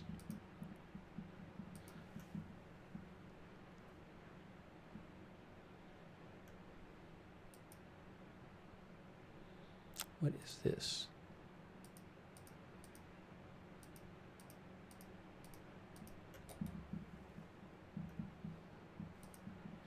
All right, trying to get you the latest updates here. And I'm going to check some of your messages. I know people have been sending me messages. So we are bringing you live updates. And again, the White House is supposed to go live shortly, so I want to show you that. Where is that here? Give me a moment. Let me pull that up. Sorry, it's been kind of crazy. But this is really bad. Oh, I have the video from the White House. Hold on a second. I think I have the video from the White House.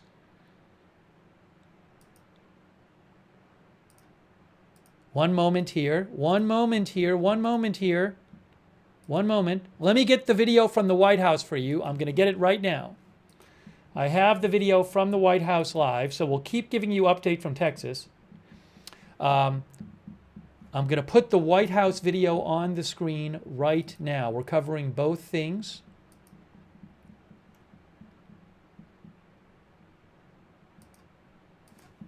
Thank you for your patience as we do this. All right, here is the video from the White House. I am getting it on the screen right now for you.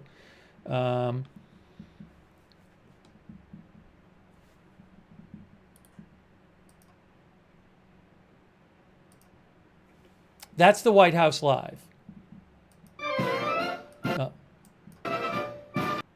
I'm not going to play the music at the moment, but that is the White House live right there.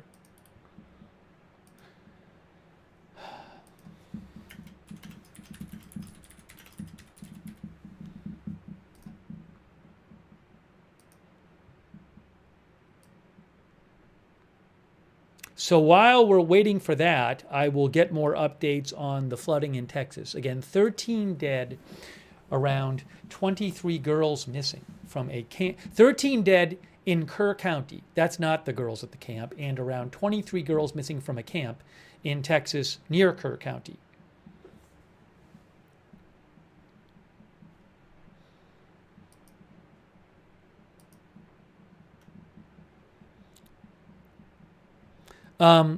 A quick thank you, sorry, I want to just thank a couple people here. Thank you to Scott Fly, Apple Tree, MK, thank you.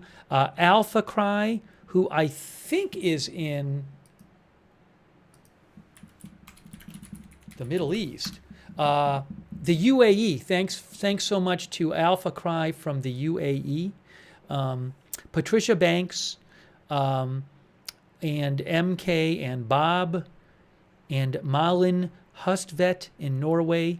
Also PC6969 for the memberships, Kerry Poteet for the memberships, Bella Zadist, our member, and Wheezy's Girl.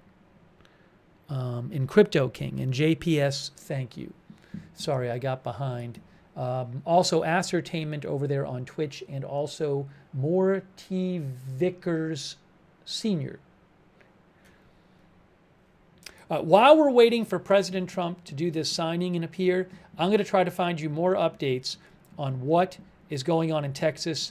But again, around 23 girls missing from a camp on the Guadalupe River after catastrophic flooding happened earlier today.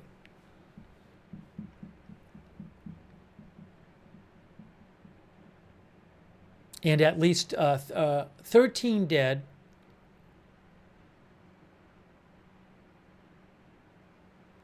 So far in that flooding.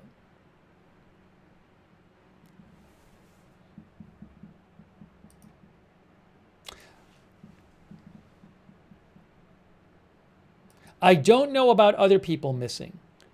I don't know if other people are missing specifically. I don't know that it was said specifically that nobody else was missing in the press conference. I'd have to go back and listen to the press conference we just saw. So, but they definitely confirmed 23 were missing from that camp. Austin said City of Kerrville said their next press conference will be between 7 and 7:30 Central Time.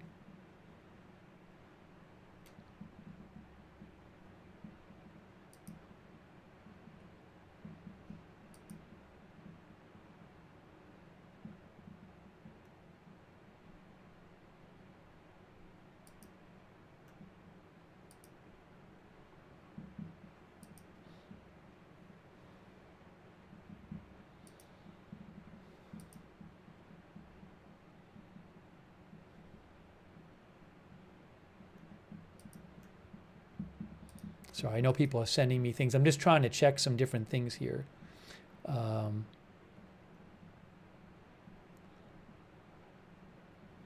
would, when I get a chance, like to show you. There was a Kerr County press conference earlier today, and the lead elected official in Kerr County said they have no warning system, and said that they couldn't have predicted this. So there were a bunch of questions about that from reporters. So there's going to be questions raised, obviously. There'll be questions raised about whether the preparation was proper given the threat.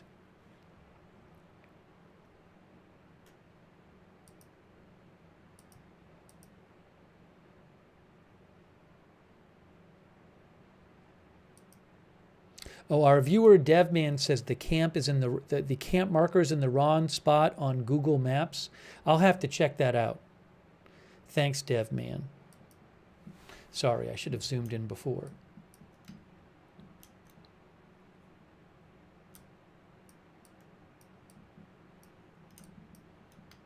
Well, hold on a second.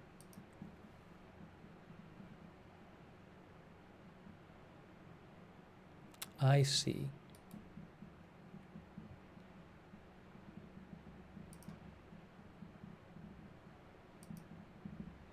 Oh, is this it?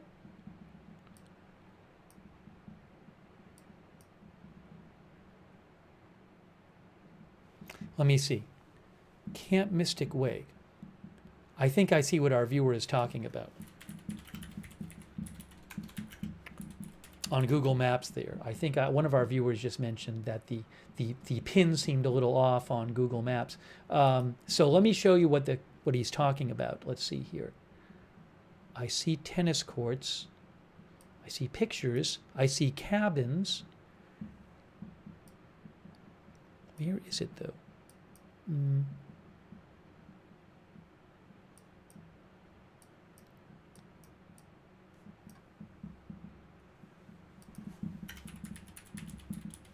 I'm going to show you what I'm looking at in a second. So one of our viewers wrote in and said he thought that on Google Maps, this is Camp Mystic Guadalupe River, by the way. Hold on.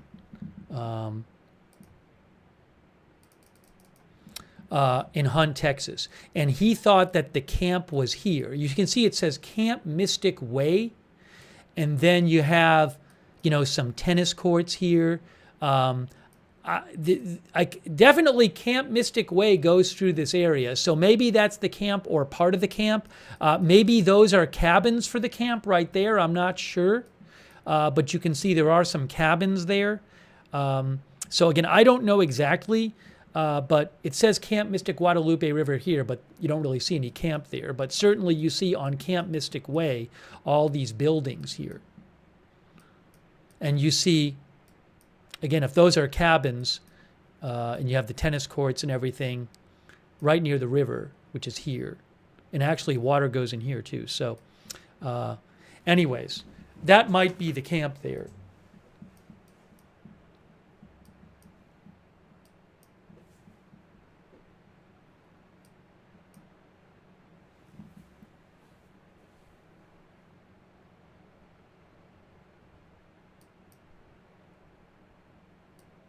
All right. Anyways, hold on a moment here.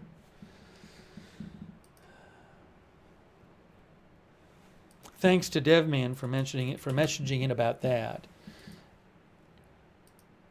I can't take. There's videos on the web of the flooding. I cannot show videos I don't have the rights to. So, and also some of our viewers have mentioned that there are posts on Facebook of people looking for missing people. And I'm aware of that. I'm not going to be showing that stuff. I can't confirm it, and I also don't even have the rights to the photos. So I want to be careful with that stuff too. But some people have been messaging me about people posting on Facebook saying people are missing, including children, which that does happen, and I've seen reports of it happening. So I'm sure a bunch of that is, if not all of it, is legit. I just can't, for various reasons, I'm not going to be showing that on the air.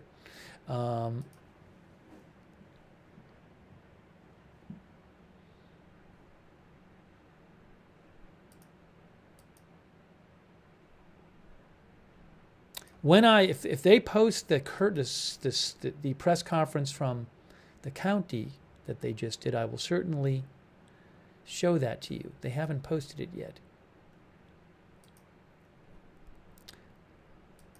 I wouldn't mind showing you some of the earlier one, because it was striking, that earlier press conference. That was from City of Kerrville site.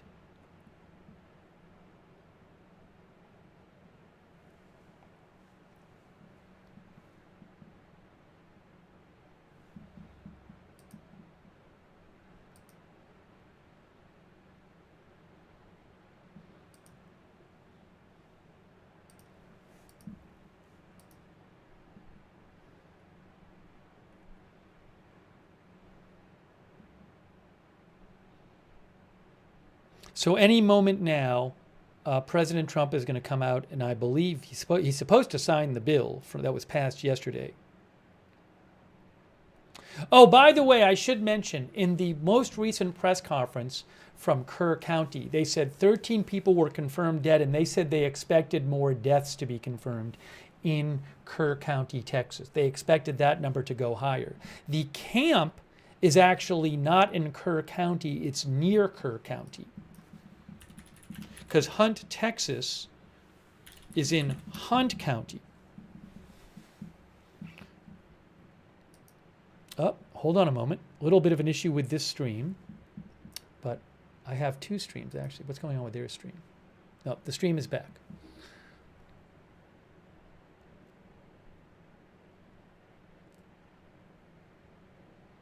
Maybe what I'll do, maybe while we're waiting for President Trump, why don't I replay some of the press conference from earlier today? I think it's quite interesting to hear.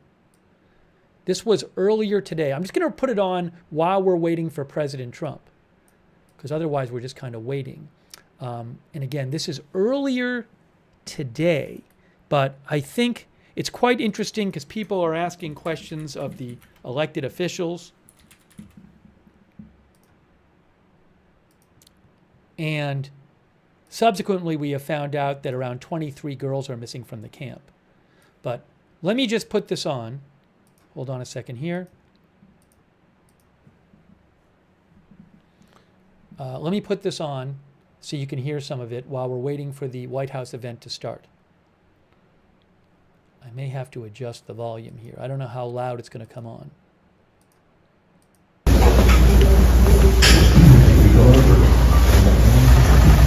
Ya va a comenzar, ya va a comenzar.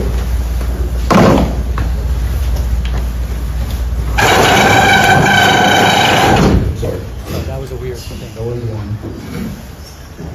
Good morning, everybody. Today has been a really difficult day so far in Kerr County, and we'd like to share with you some information about our response. We are currently in an extremely active scene right now. There are assets deployed across the county to help start the recovery process from this catastrophic flooding.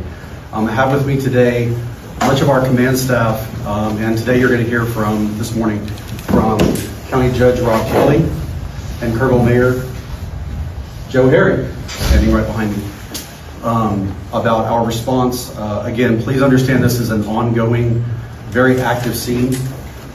We're going to give as much information as we can, but please respect the fact this is, we have every single asset possible available to us that has been deployed for this recovery. So with that, we'll open up to a few questions and statements. So statements real quick from Judge Kelly.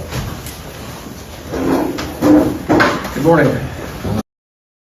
This was the earlier press conference in Kerrville, Texas, in Kerr County. And the person about to speak here, Judge Kelly, is the lead elected official in the county. Judge Kelly is the lead elected official in the county.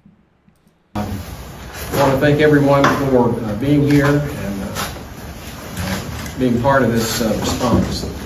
You need to know that the response is being led locally, but also at the state level, with very active participation. I was awaiting this morning with a phone call from Nim Kidd, who is the Executive Director of the Texas Department of Emergency Management. And we were on their radar screen. And as we were walking out of the Sheriff's Office, we had a call from Senator Cornyn. I've been in touch with both our state senator and our state representative. And we have assets available. There's a lot of discussion about casualties, how many fatalities, a lot of discussion about how many people are missing. And I've been advised not to use any numbers. We do have some numbers, but we're not going to use them at this time. We'll have another meeting. To repeat, this was from earlier. At this point in Kerr County has confirmed 13 people dead and say that number is going to go higher. Also, in addition to that, Texas officials have confirmed that around 23 girls are missing from the Camp Mystic Girls Camp, and I believe that is in Hunt, Texas. So just pointing that out. 3 o'clock, we have another one. Yes, sir. And hopefully be able to flesh out some of those numbers. But suffice it to say, this has been a very devastating and deadly flood. I happen to live on Highway 39, which was the Guadalupe River this morning. And from the benchmarks from the people that my wife bought the property from years ago, this far surpasses the 87 flood. I'm happy to say that the water did not get in the house, You got my office and the fence and the gate, and the outbuildings, but when you look out your front door and you see the Guadalupe River running, it'll wake you up. With that, we can confirm that we are jointly working with each other. We don't have specific counts on the number of helicopters or different pieces of equipment at this point. Again, we'll probably try to have a little bit more information about that at 3 o'clock. But what we need is cooperation and prayers. And for the cooperation, if there are any people that are interested in trying to donate anything to help us with this response, please do that with the American Red Cross and identify this event, the Guadalupe River flood, and let them handle that. And with that, I want to introduce the mayor. We share responsibilities. Both I do the county, he does the city, but he is the senior emergency manager for the city. Mayor? Thank you, Judge. Thank you for being here. My role today is to say thank you. Thank you to the men and women who are working to save lives, save property.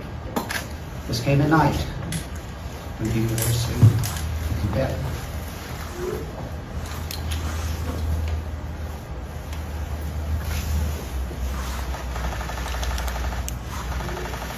Please pray. Thanks.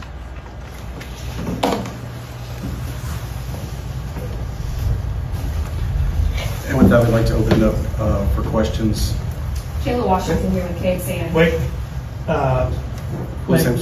The report was that we had numerous kids from Camp Mystic missing, and I just saw that they may have been all accounted for. Can you guys confirm that the camps are accounted for at this point? Okay. I can respond to that. We can't say for sure that they're all accounted for. We know that there are some missing. We know where some of them are stranded.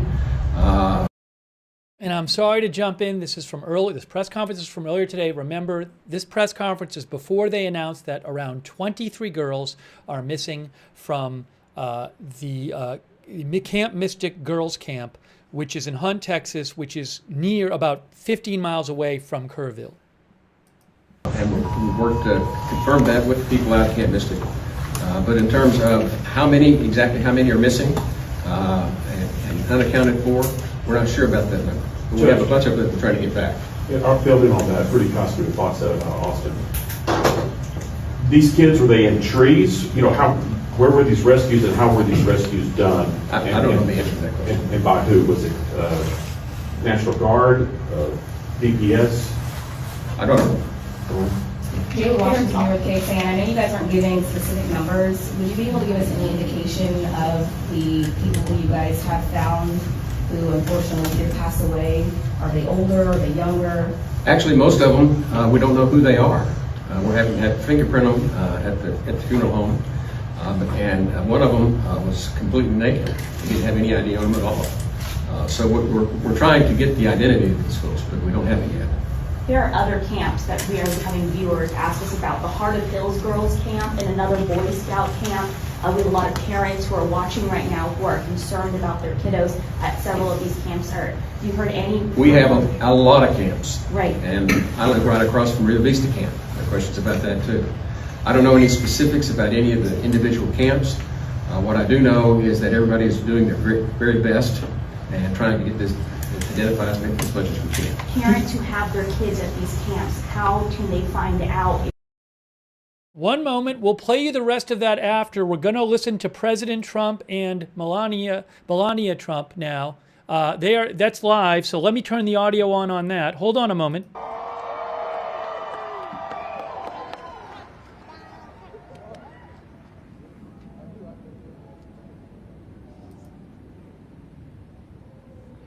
Hang on, I'm gonna switch feeds. I'm gonna switch to the White House official feed because that'll have better audio. Give me one moment here.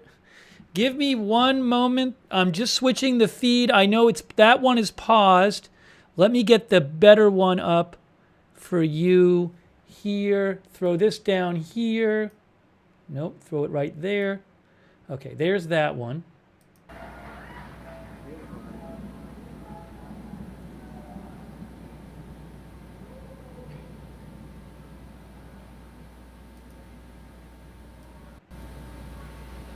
The audio does not seem great on either feed.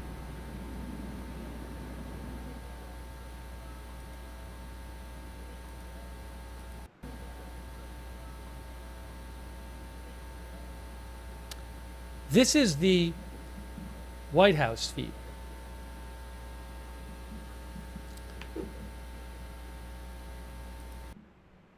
This is the official White House feed.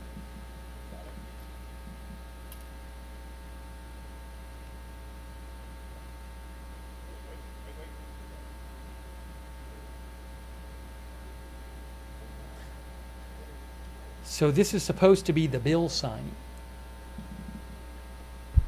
Ladies and gentlemen, Master Gunnery Sergeant Kevin Benier, accompanied by the President's own United States Marine Band, will now honor America with the singing of our national anthem, followed by a flyover consisting of a B-2 Spirit bomber from Whiteman Air Force Base, escorted by 2 F-35 fighters in honor of all our military personnel who participated in Operation Midnight Hammer and who are currently serving both home and abroad, protecting our nation's freedom.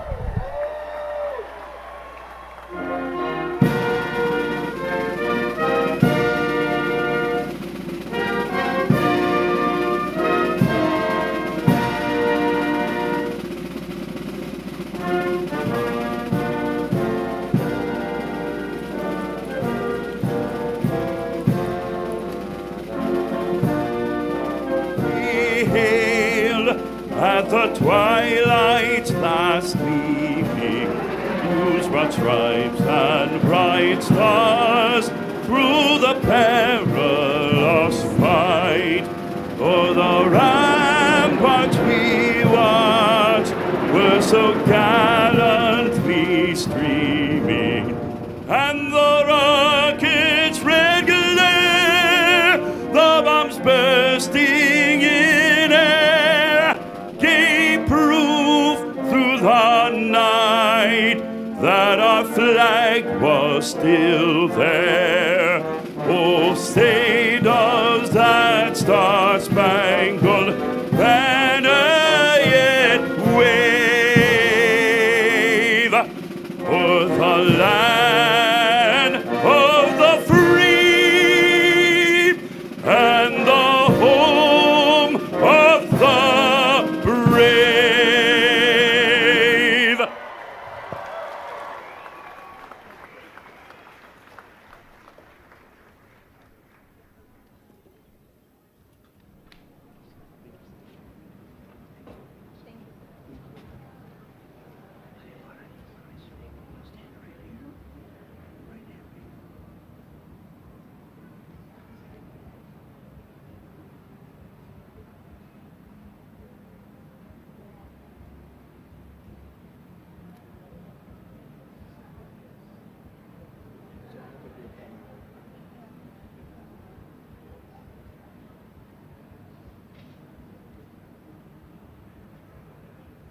Oh, is the bill next? I don't know. Waiting to see what they do next.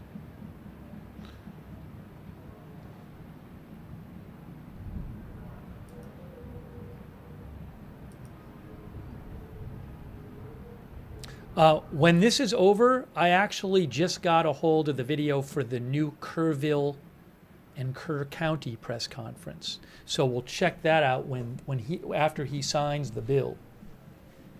Again, we're also covering the flooding in Texas. 13 people dead in Kerr County. That's expected to go higher, and 23 girls, around 23 girls missing from a girls' camp in Hunt, Texas, from this catastrophic flooding earlier today. But we are bringing you live coverage right now. Ladies and gentlemen, the President of the United States and First Lady Melania Trump.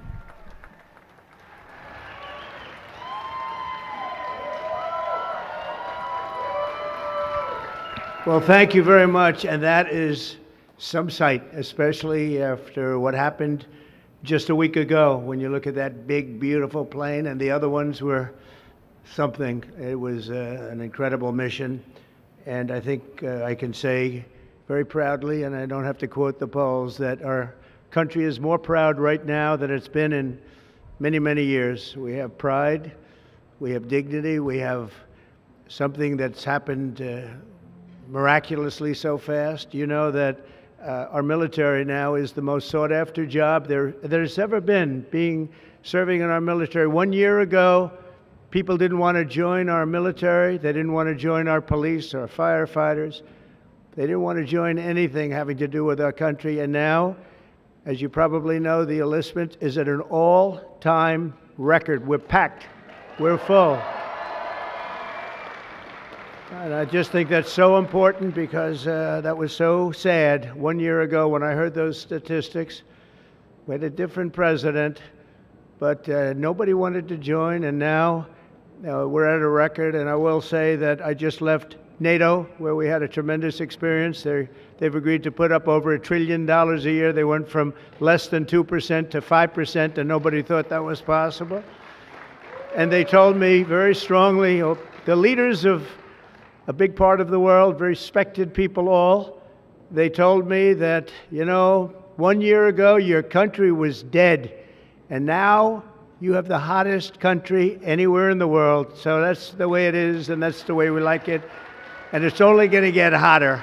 I promise you that. After that spectacular display of American power, let me just say that God bless the United States military and God bless the USA. God bless the USA. And to all Americans, I want to wish you a very happy Independence Day, happy 4th of July. This is going to be something special. This spirit in this country, we haven't seen anything like it in many, many years and decades. Let me also express our gratitude to our magnificent First Lady. She worked very hard to make this all work. And we have a fireworks display about 9 o'clock tonight. I hope you're all going to be around and watch it. I know our congressmen and our senators who are standing right here, so many of them, they did such a great job. They're going to be here. I guarantee you, they're not leaving. They're not leaving.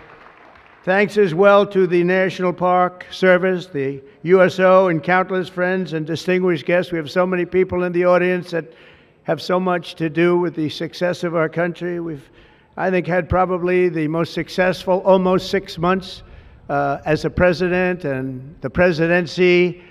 I think they're saying it was the best 6 months, and I know for a fact they're saying the last 2 weeks there has never been anything like it as far as winning, winning, winning. So as you know, 2 weeks ago, our incredible Air Force pilots conducted one of the most successful military strikes in all of history, Operation Midnight Hammer, and that's exactly what it was. It was a hammer. This evening, we're honored to be joined by 150 airmen and their families from Whiteman Air Force Base in Missouri, home of the B-2 bomber.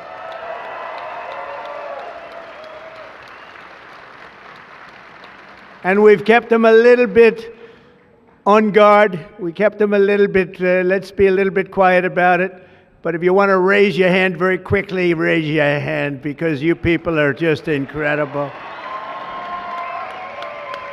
They don't want to be in disguise. They say, we don't have to do that. They're looking at us like we're a bunch of babies. We don't have to be in disguise. We saw all those hands go up. Thank you very much. We owe you everything.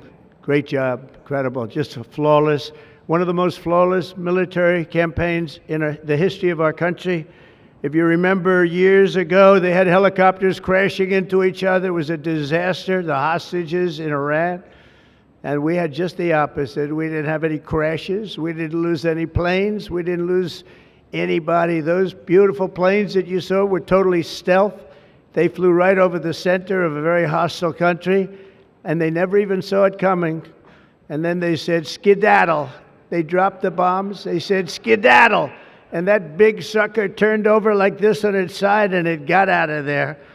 Well, I'll tell you what, how they do that, but they can do it. I asked our great General Kane, how do they do that? Do they really love doing that? Look at them, they're all laughing. And they said, do they really like doing it, sir? They can't wait. Better you than me. That's all I can say. It was a flawless mission. Every single bomb hit, and it was total obliteration. Total obliteration. Now, Even the fake news is admitting that. They hated to admit it, but they had no choice. That was an incredible thing, and these heroic pilots showed our enemies what it means to fly, fight, and win. To every service member who supported that mission, and we have many of them here, we've made we've made you proud by supporting, but you've made us even prouder by having the courage to get in those gorgeous machines and fly through the roughest airspace anywhere in the world. And we salute you and we honor you. Thank you very much for being here. Thank you. And we're also honored and delighted to be joined by hundreds of service members and military families. Those families are the best we have, from all across the U.S. Armed Forces, Army, Navy, Air Force, Space Force. I love the Space Force. You know why? Because we're the ones that did it. It's turned out to be a very invaluable force, actually. The Coast Guard and the Marines are incredible people. On behalf of our entire nation, this 4th of July, we thank you for keeping America safe, strong, sovereign, and free. Thank you very much for being here. Great honor. And stick around for the fireworks. And our country's had so much to celebrate this Independence Day. As we enter our 249th year, America is winning, winning, winning like never before. I'll tell you, we're in a category now that's where we've wanted to be for a long time. We suffered with 4 horrible years of embarrassment. Afghanistan may be the most embarrassing moment in the history of our country. We're never going to let a thing like that happen again. Trillions of dollars are pouring into the United States for investment purposes. Almost $15 trillion. There's never been anything like it. There's never been anything even close. The stock market's at an all-time high. Jobs are at an all-time high. Everything's at an all-time high. And we're going to keep it that way. We have the greatest country in the world, and we're back. We're back like nobody thought possible this quickly. I thought it would take maybe a year, maybe 2 years, maybe even 3. And we did it in less than 6 months. We are back and strong. We've restored American strength and deterrence on the world stage. We're respected again. The world is respecting us again. When we did NATO, those leaders came up to me and they said, you know what, we're going to go to a new level of spending because you're requesting it, sir. They didn't talk to your last president like that, I can tell you. They didn't spend any money. They didn't spend anything. In a few moments, we're going to make official the greatest victory yet when I signed the one big, beautiful bill. And before I start, I want to tell you that I've never seen people so happy in our country because of that, because so many different groups of people are being taken care of, the military and civilians of all types, jobs of all types. We're adding things like the biggest tax cut in the history of our country, child tax credits. So many things are being added that we wouldn't even have time to discuss them. When we were doing it, John Thune and Mike Johnson right there, I see Mike, what a job they've done. What a job they've done. But you know, it was supposed to be in 3, 4, 5, 6, or 7 different bills. And I was on one of the fake news shows and I said, let's do it in one beautiful, big, we want one big, beautiful bill. I said that to this newscaster, and I think a lot of the congressmen and senators were watching, and they said, let's name the bill that, the one big, beautiful bill. And that's what we did. And what we've done is put everything into one bill. It's never happened before. It's the biggest bill of its type in history. We've never had anything like that before. Nothing like that they thought would be possible to get passed. And actually, I liked it because we had so much in there that no matter who you are, there was something in that bill that would make your congressman or your senator or your congresswoman, much more importantly, raise their hand and support, right, Lisa? So it was something, and it was really something special. So the American people gave us a historic mandate in November. We won everything. We won the swing states, all 7 swing states. We won every one. That rarely happens. We won the popular vote. We won the districts, 2,750 to 505. That's why when you look at a map, it's all red, a little blue on each end, but it's all red. And by the way, red means Republican, just in case.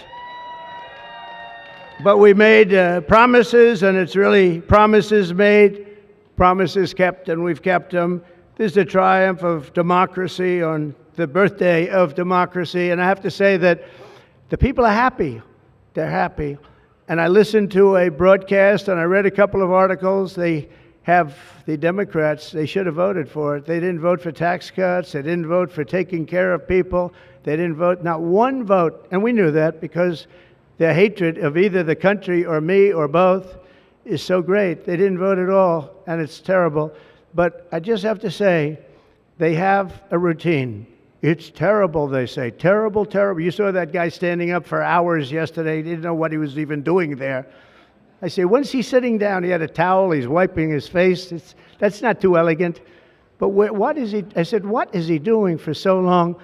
And he couldn't criticize the bill. He was criticizing everyone else and everything else.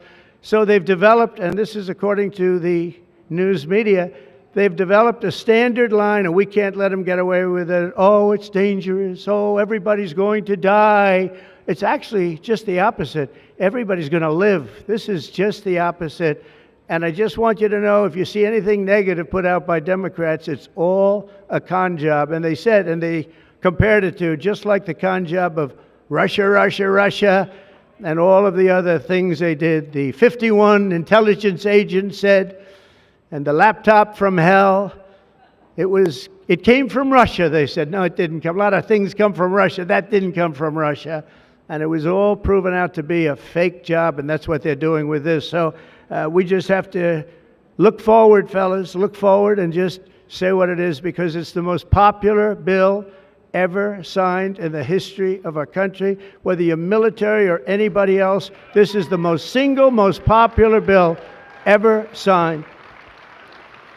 And it includes the largest tax cut in American history, the largest spending cut, $1.7 trillion, and yet you won't even notice it. Just waste, fraud, and abuse in American history. So you have the biggest tax cut, the biggest spending cut, the largest border security investment in American history. We want to have strong borders, and the only thing is we want to have great elections too. You need strong borders and elections, and my people have promised me that we're going to go into elections, and we're going to make sure they're not rigged, that they're not sullied.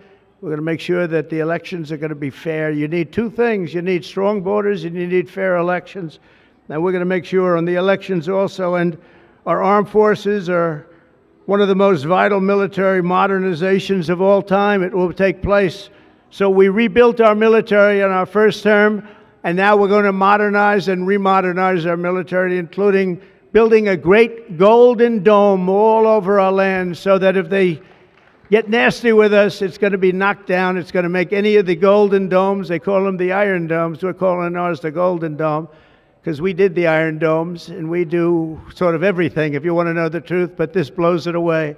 We're going to keep you safe. I want to thank every member of the House and Senate who worked to get this bill on my desk, and many of them are here, and I'm not going to mention all their names because we'll be standing here, but I have to mention a few.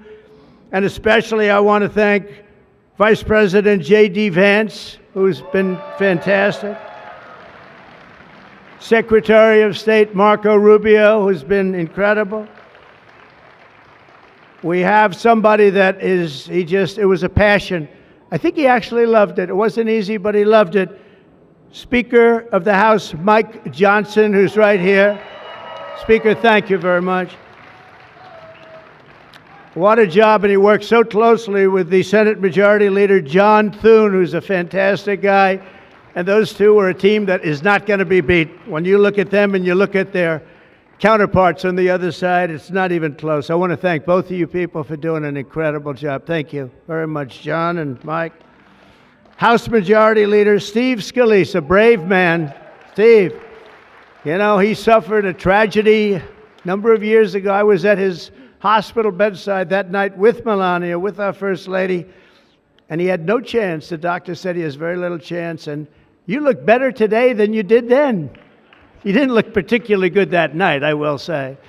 But I learned one thing, his beautiful wife loved him. She was a disaster, right? I told him, I said, Steve, I can only tell you one thing. I was with your family and I was with your wife, and your wife was devastated. She loves you. I've seen a lot of wives that, they don't seem to be so concerned in those situations. That's the kind of wife you don't want. But you have a great, beautiful wife who was really there, and you really have done. You're a very brave guy, and Mike and John and everybody that's standing with you knows it. Thank you very much. I really appreciate it. House Majority Whip, this is a guy who is great. When I have a problem, I call him up, and he gets it done. He's a tough cookie. I don't know why he's not the governor of Minnesota. He comes from Minnesota. He's like, look, he goes, no, I don't want to run for governor. Come to think of it, I think that's a good idea. You would win so easily. The guy is terrible. You would win. You just have to take a look at that handsome face of yours, and you'd win. Tom Emmer, everybody. He did a great job. I think you should consider that, although we don't want to lose him, do we? We don't want to. Let's say we are. I think say we are. What a job you did. And Senate Majority Whip John Barrasso, who's incredible. Senate Finance Chairman Mike Crapo. Thank you, Mike. What a job. What a job. He knows that tax stuff. Him and Jason, they really know their stuff. Senate Budget Committee Chairman Lindsey Graham. What a good man he is. I see a poll. He's running, and I see a poll. He's 24 points up. That's not bad, Lindsey.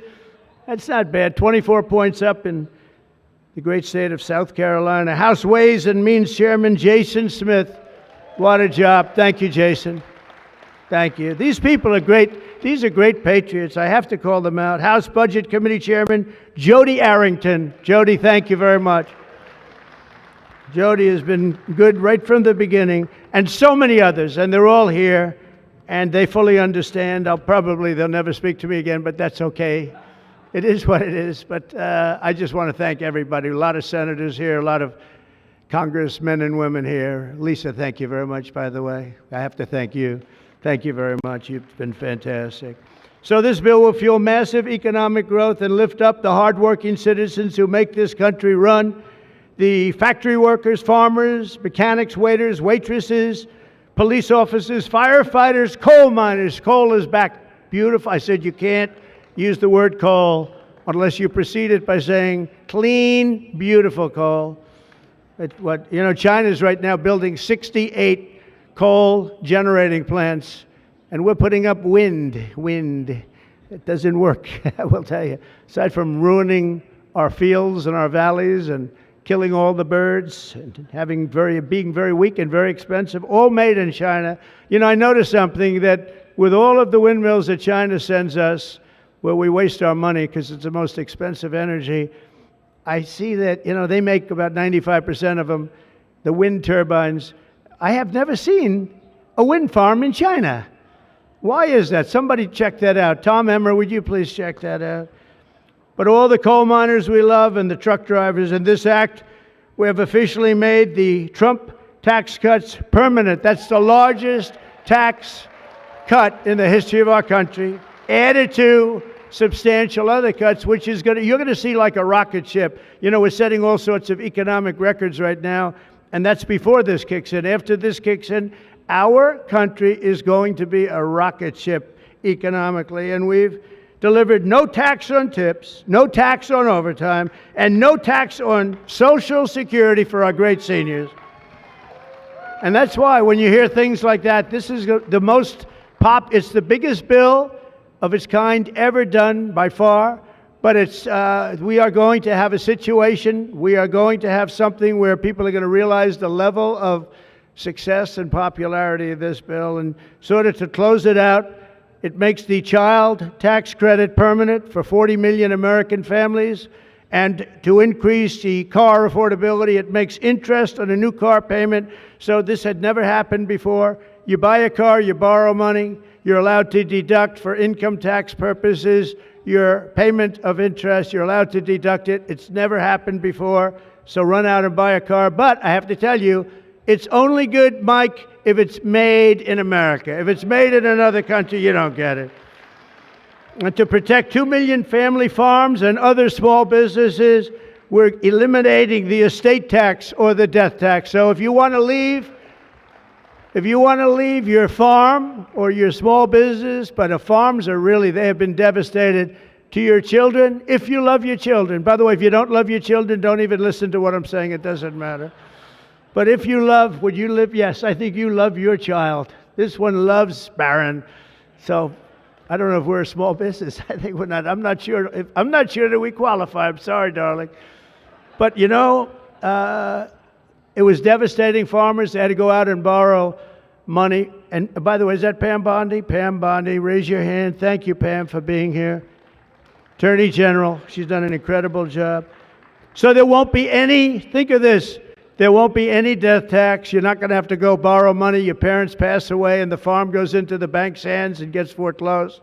That's not going to happen. And with 100% expensing for new investments, we're cutting taxes for every manufacturer who builds, expands. And we have expansion at the highest level that we've ever had it. We have hundreds of factories, including car plants and AI. It's coming into our country at levels that we've never seen. And to conclude, not only will we have the strongest economy on earth, we're also going to have the strongest borders on earth. And last month, did you see the number? 0 people crossed our border. 0 illegal people. And that's after Joe Biden let 21 million people, many of them people from gangs and prisons and drug lords and people that were mentally unbalanced, they let them into our country. We're getting them out at record numbers, and we have an obligation to, and we're doing it. So as we approach the 250th anniversary of America's founding exactly 1 year from now, we are creating an economy that delivers wealth for the middle class, a border that is sovereign and secure, and a military that is unmatched, unequaled anywhere in the world. And you saw that. And what a beautiful sight that was, especially after watching what they did just a short while ago. The golden age of America is upon us. We are in the golden age. It's going to be a period of time, the likes of which I don't think this country has ever experienced before. We're going to make America great again, and it's happening very fast. We love you. We thank you for being here. Enjoy the fireworks tonight. And First Lady, I want to thank you. You have been unbelievable. You think it's easy being First Lady? It's not. Thank you all very much. Happy 4th of July. God bless you all. Thank you very much, everybody.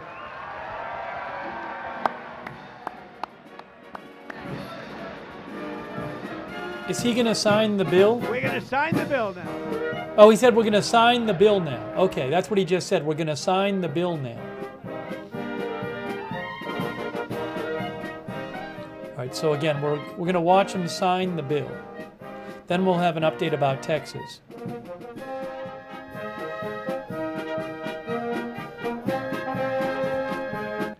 All right, so while we're waiting for that, we have been covering the Texas flooding. Last update was that at least 13 people are dead in Kerr County, Texas, and around 23 girls are missing from a camp in, I believe it is Hunt, Texas, which is about 15 miles from Kerrville, Texas. And about 23 girls are missing from a girls' camp near the Guadalupe River. So just terrible. And we'll have an update for that, about that for you once this signing happens. We've been covering that before, so let's hold on a second. He's going to speak in a second, I think. This is the big, beautiful bill that's about to get signed. I see some cabinet members there from his cabinet.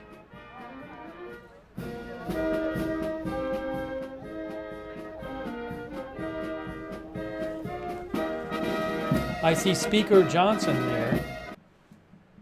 Speaker Johnson is there. Look at a lot of people up there.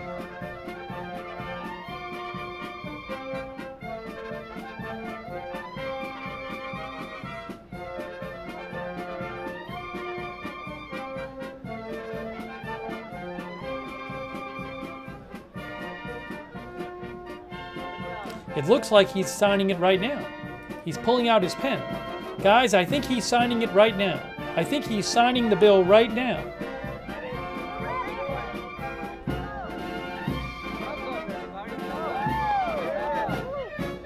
There's Lindsey Graham. That's a good one. That's a good one. That's a good one. Thank you, everybody. Thank you. That was a good one. That was a good one. Wow.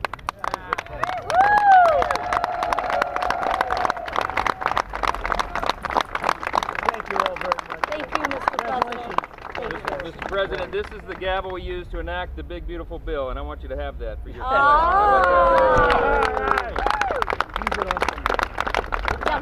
we ready? Gavel us in. Are we ready?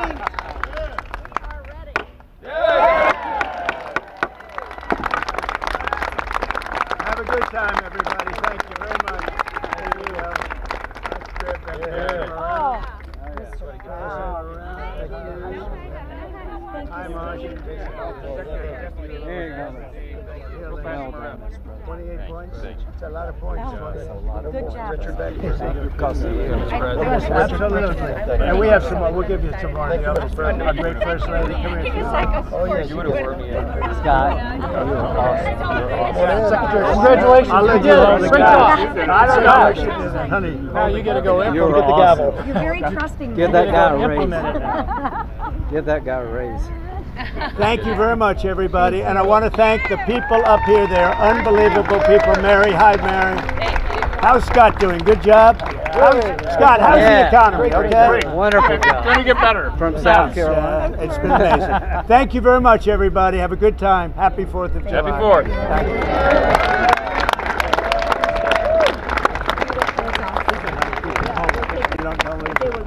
I'm not so sure that's a good idea. All right, so we saw the bill signing. There you go. We heard President Trump speak with the First Lady. Really quick, let me just thank a couple people here, and then we'll get you an update on Texas. Let me thank Alice B. Mitchell Pilot. Thank you. Kieran Wilson, Steppenwolf 495-58201. MK, thank you. Allison Hargroves, thank you. Apple Tree, and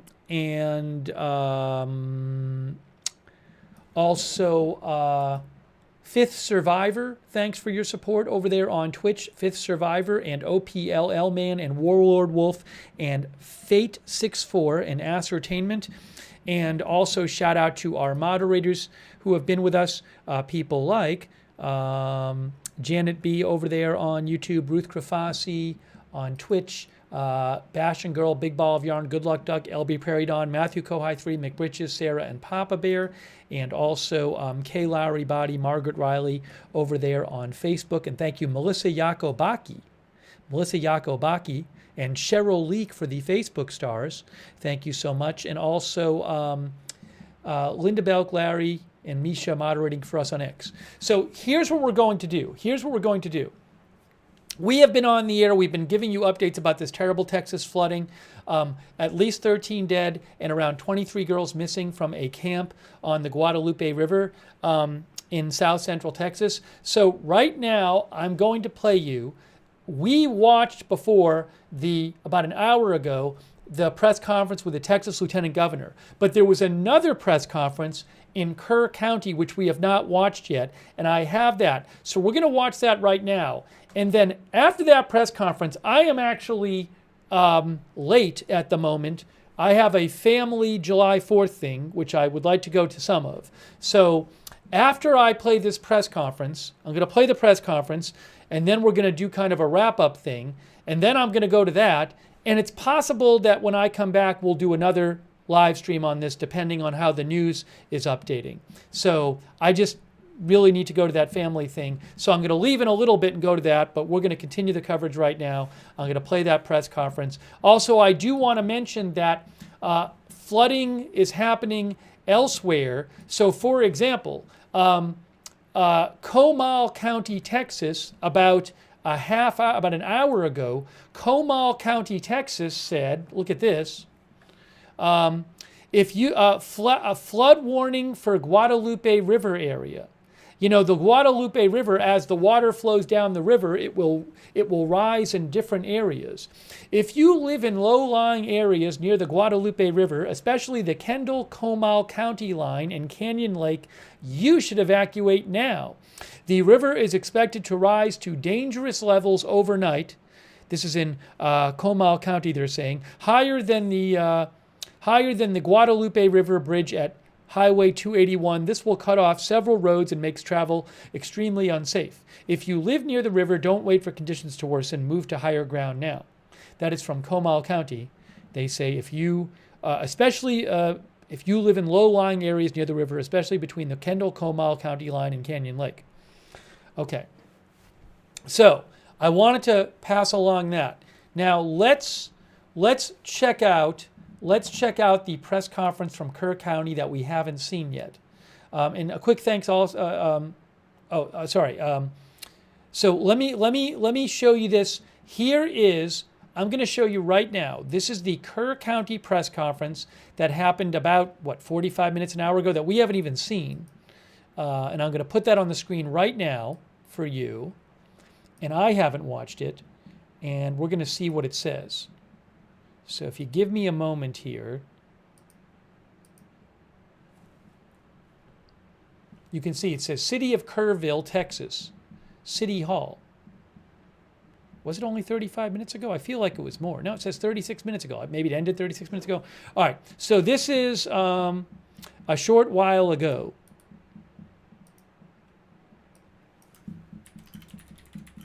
A short while ago.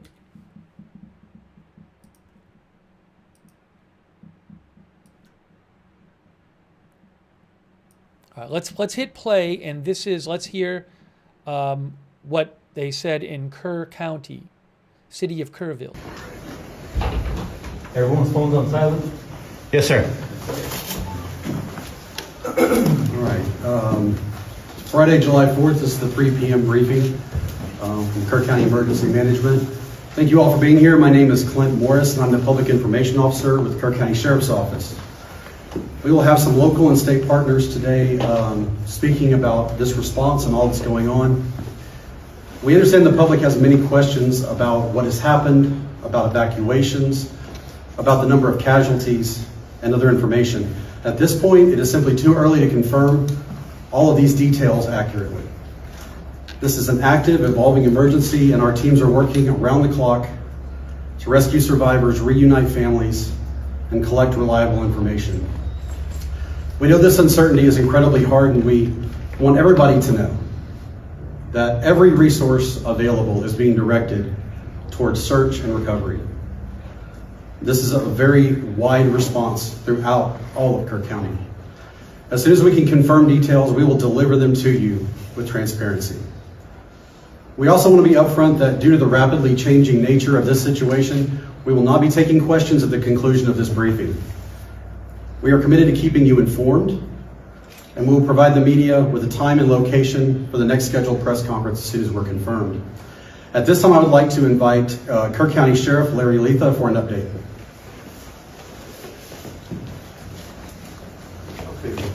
Yeah, those of y'all, I'm the Sheriff, Kerr County Sheriff Larry Letha. I want to tell you, appreciate y'all coming down here to cover this stuff. What I want you to know, we're not here to hide anything from the media. We'll keep y'all updated as much as we can, as fast as we can. But y'all got to understand, right now, the only concern we have is rescuing everybody and all these kids out here. What I can say, there's still several people unaccounted for right now at this point, but we're working really hard, and we're going to continue. This is probably going to be a couple of day process, okay? We don't know when it's going to stop raining, how much more, hopefully not much more. What I can tell you, at this time, currently, we have identified 13 fatalities. Okay, well, I'm sorry, we haven't identified, and we have located 13. That's at this time. I think there'll be more when this is over and time to tell. We'll do our best job to keep you all informed as we can. What I'd like to tell you about is our reunification centers. One of them is at Ingram Elementary. That address is 125 Brave Run West, Ingram, Texas. The other one is at the Arcadia Live, which is at 717 Water Street here in Kerrville. So one of the biggest questions we've had is where can we call? How do we get a hold, or how do we find our loved ones? What you'll do is you'll contact the Red Cross. The number is 1-800-733-2767. What I'm going to ask the public to do at this time, what we need is, we've got a lot of assets here from every agency. I actually really don't know what all. I mean, they keep coming in. My phone doesn't stop. We've got a lot of help out there. We'll be able to do the job. It's just going to take some time.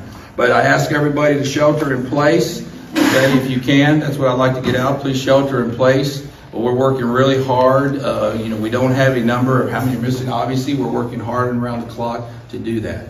So at this time, I'll turn it back over to PI Clint Morris. Thank you, Sheriff Letha. Now I'd like to welcome to the microphone Kerrville Mayor Joe Herring Jr. Thank you for being here. Our job today is to give you information as soon and as quickly and as accurately as we can.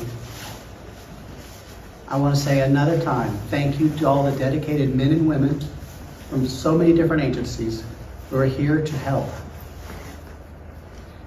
City crews, county crews, and state crews are working extremely hard to help in this situation.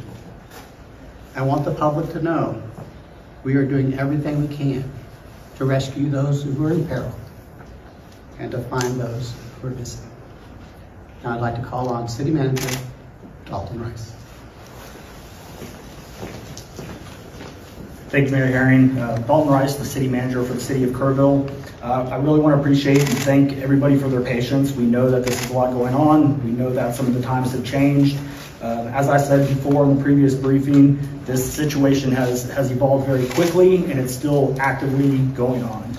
So I want to kind of share a couple things. We have what we know, we have what we don't know, and we have what we don't know. And so we're continuously working through this process. Kind of just a real quick brief history of what happened on the timeline this morning. The North and South Fork, which feed into the Guadalupe, hit peaks about 3 a.m., give or take. Don't quote me on my times, but somewhere around 3:30, 3 a.m. I was on the river trail at that time, and everything was fine. Within an hour to hour and a half to 2 hour period, it was up almost to the bridge. So it rose very quickly, very significantly. We even had crews, out just getting ready for the 4th of July event, and we could not anticipate this. Despite flood warnings, despite everything going on, there were some things that happened very fast. When those two rivers converged, or two forks converged, it created obviously a large flood event. In that, because of the early morning hours and because of the holiday weekend or holiday time period, those were not yet awake, and there was a lot of people that were sleeping. And so as we are going through the camps, we are still trying to figure out where people are, what's going on, and how to best serve those. So again, thank you for your patience. I'm going to throw a lot of information out to you guys as far as shelters. We do have multiple shelters set up. Shriner University Event Center at 2100 Memorial Boulevard. First United Methodist Church at 321 Thompson Drive. Calvary Temple Church, 3000 Loop 534. Notre Dame Catholic Church, 929 Main Street. We also have a donation center located. You can call the Red Cross. They are not quite set up as far as donations yet. However, Cross Kingdom at 3044 Jet Highway, 830-367-3480 is taking donations, so please contact them if there's any donations out there.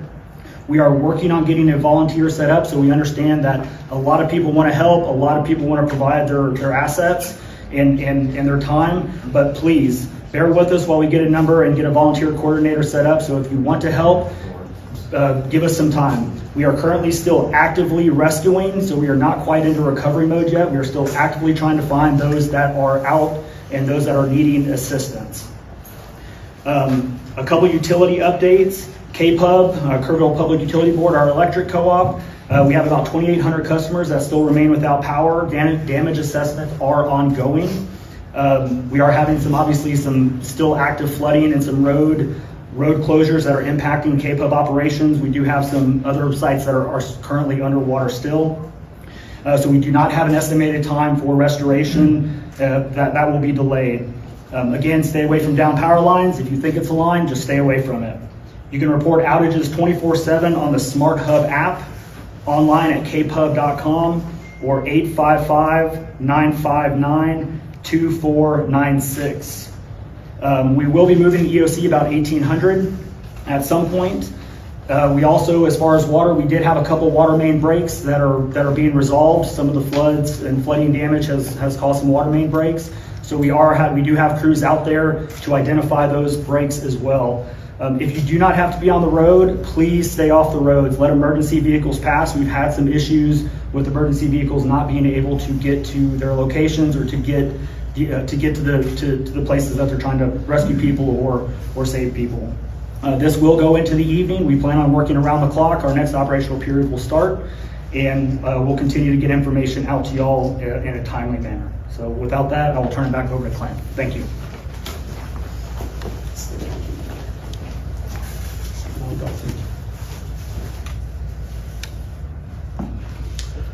Okay, that's going to about conclude what we're doing for this event. Our next communication, we're estimating for about 7 to 7:30 this evening. We urge the public to continue to monitor our social media channels for the Kerr County Sheriff's Office, as well as Kerr County, the City of Kerrville, and that will help get you the most recent information that we have, especially about what we need you to do to stay safe. Thank you very much. How many missing from Camp Mystic? All right. And in another press conference that happened about an hour ago with the state's Lieutenant Governor, Acting Governor Dan Patrick, he said that there were around 23 girls missing from Camp Mystic near the Guadalupe River. So I want to do a couple things real quick. As you heard in that press conference, they said they have confirmed 13 dead in Kerr County. A couple things I want to mention. First of all, I owe a thank you from before to Kathleen Capuano. Thanks so much for your support for the channel, Kathleen Capuano. I appreciate that. I want to mention that there are some helicopters in the area. Actually, there were some before. This right here is, actually, let me get this on the screen for you. We don't need that. We don't need that. We need this. This is ADSB Exchange, which you can find at adsbexchange.com, adsbexchange.com. It's a flight tracker. And if you go there, you can see there's Kerrville. So there is actually, I'm not seeing as many helicopters right now. That's one right there. They kind of pop up and go away. So earlier I saw a bunch of helicopters flying in the area there. You can see that's Kerrville, that's Kerr County. So that's a flight tracker you can check. You can also check flightradar24.com. I saw about an hour ago, I saw a bunch of them here. So I'm guessing they still might be flying around, but maybe you can't see them temporarily on either of the trackers. Sometimes you can't see them. Also, I did want to point out that there is flooding predicted for other areas. For example, where is this? From the same river as the water moves down the river. So, for example, Spring Branch and Guadalupe River. So Spring Branch, look, this is the forecast here, okay? This is Spring Branch, I believe Spring Branch, Texas. I'll show you where the gauge is, but you can see the forecast. This is Eastern time, so this is 1 hour off Central time. The forecast is around, starting at about, it looks like around 6 p.m. local time. That level in that river goes way up. It goes up to about, right here it's about 4 feet. Then it goes up by about 30 or more feet to, I guess it's intermediate flooding stage, just almost major. Who knows? Maybe it'll get to major flooding stage. But that's obviously a huge increase in a short amount of time. You can see that's supposed to be around 3 a.m. local time right there.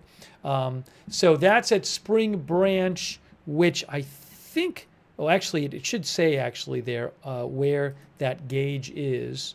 It should have a map here. Map, gauge location.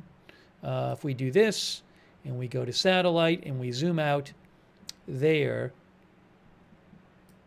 it's near Comal. And where is Comal, Texas?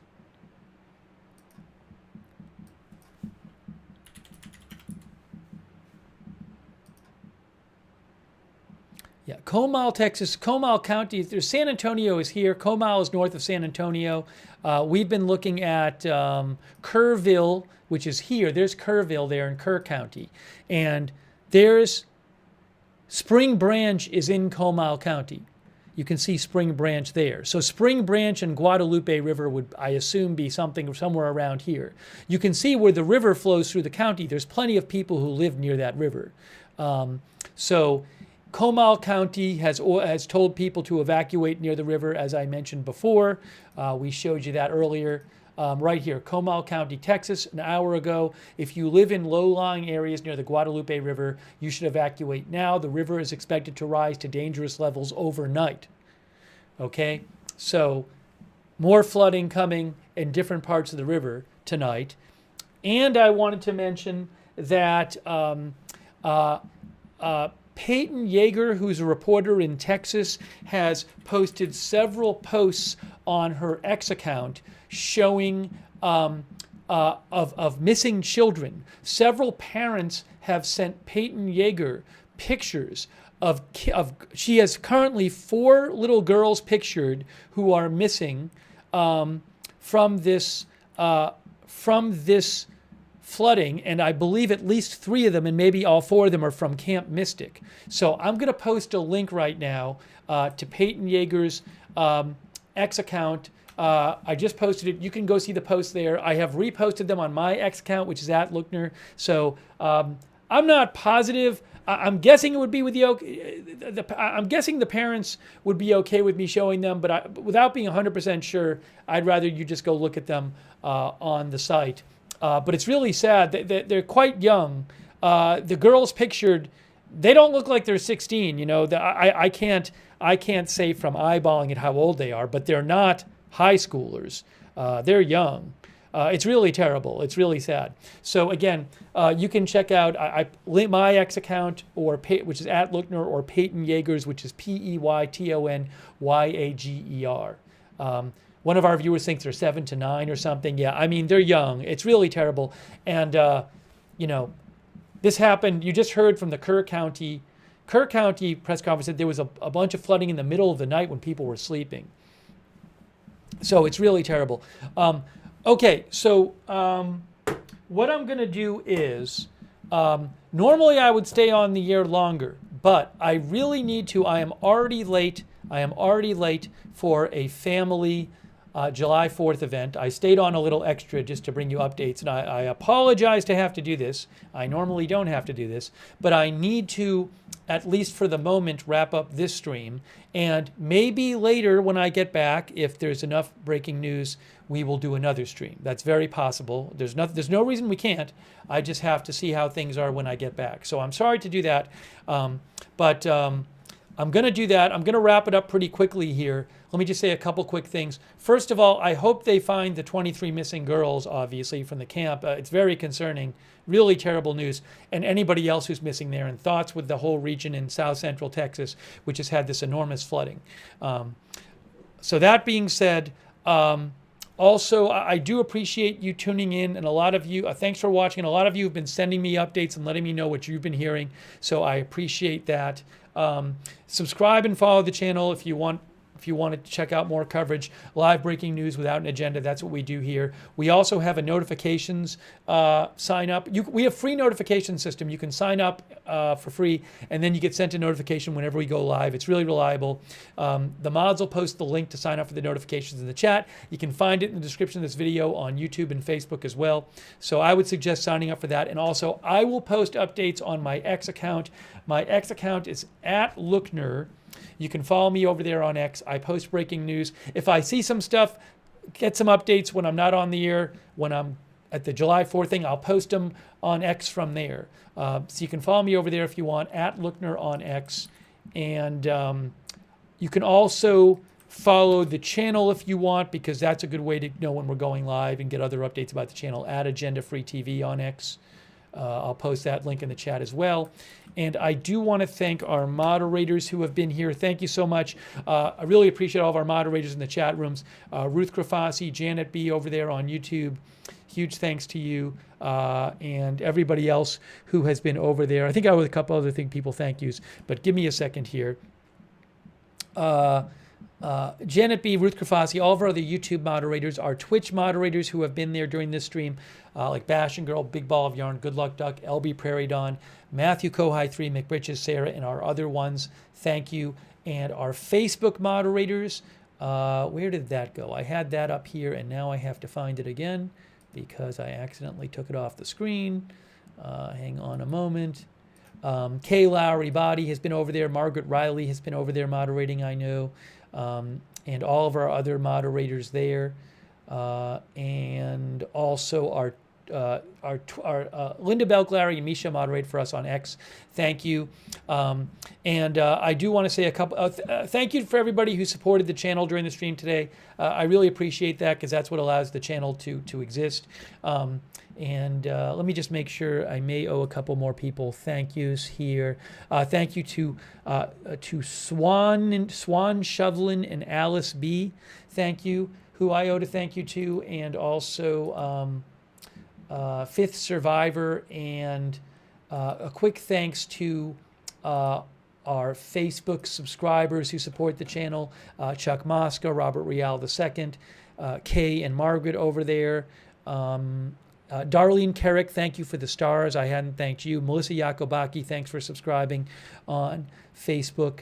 And all of our other Facebook subscribers, thank you. Our Twitch subscribers, Artful Nothing, Knick Knack, Wall Street Shaggy, Ascertainment, Matthew Kohai 3, and Jazzy Renee, Faith Takes You Far, and sorry if I'm missing people, Tater Mong, and all of our other Twitch subscribers, Chi-Town Bear, Hefty Charter, and thank you. And also our YouTube members, I just want to thank some of our YouTube members for supporting the channel. People like Jerome, Megatron, Yep. One of Tet Yo, John Flick, Joseph S.A., Wickedest Witch, Callie Raven, Pat W., I Need Some Skooma, Susie Blout, Eddie C., TFB, Barry, Leslie Ladyhawk, thanks for being members, L. Cub, Empath, Nurse, Raven Knight, John Flick, Lindsay, Swan Shovelin, Raina Hood, Joseph S.A., John McGreeny, CAC 813, Turned Off, Ethereal Planet, and others. Some viewers are claiming that a couple of children have recently been rescued. I have not seen that myself, but let me check a couple things and see if I can find about it really quick, if that's indeed the case.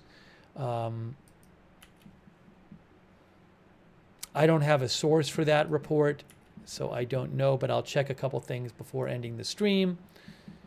I have not seen that myself. I have not seen it myself, so I cannot confirm that report. One or more of our viewers are saying that. So I have not seen that report myself. One of our viewers said they saw 2 kids in a helicopter. Now, that might be the case, but that might not be. If you saw 2 children in a helicopter, even if that just happened, that might not be from two children who were missing from the camp. So maybe somebody's watching a live stream or something and saw it. Anyways, look, I need to go to this family event, but I appreciate you joining, and I will post updates on my X account. And when I come back, if there's big breaking news, maybe we can do another stream later on tonight about the Texas flooding. So thoughts with everybody there in the area of Texas who's experienced this flooding, and there's supposed to be flooding in some different areas tonight there. So please stay vigilant if you're in those areas and pay attention to what the local authorities are saying. So that is it for now. Thank you for watching. I hope people are having a good 4th who are celebrating the 4th. And but again, thoughts to everybody in Texas about this terrible flooding event that has happened and is still taking place. That is it for now. And thank you also to all the first responders there who are trying to find people. That is it for now. Thanks for watching. We'll see you soon with more live breaking news coverage right here at Agenda Free TV.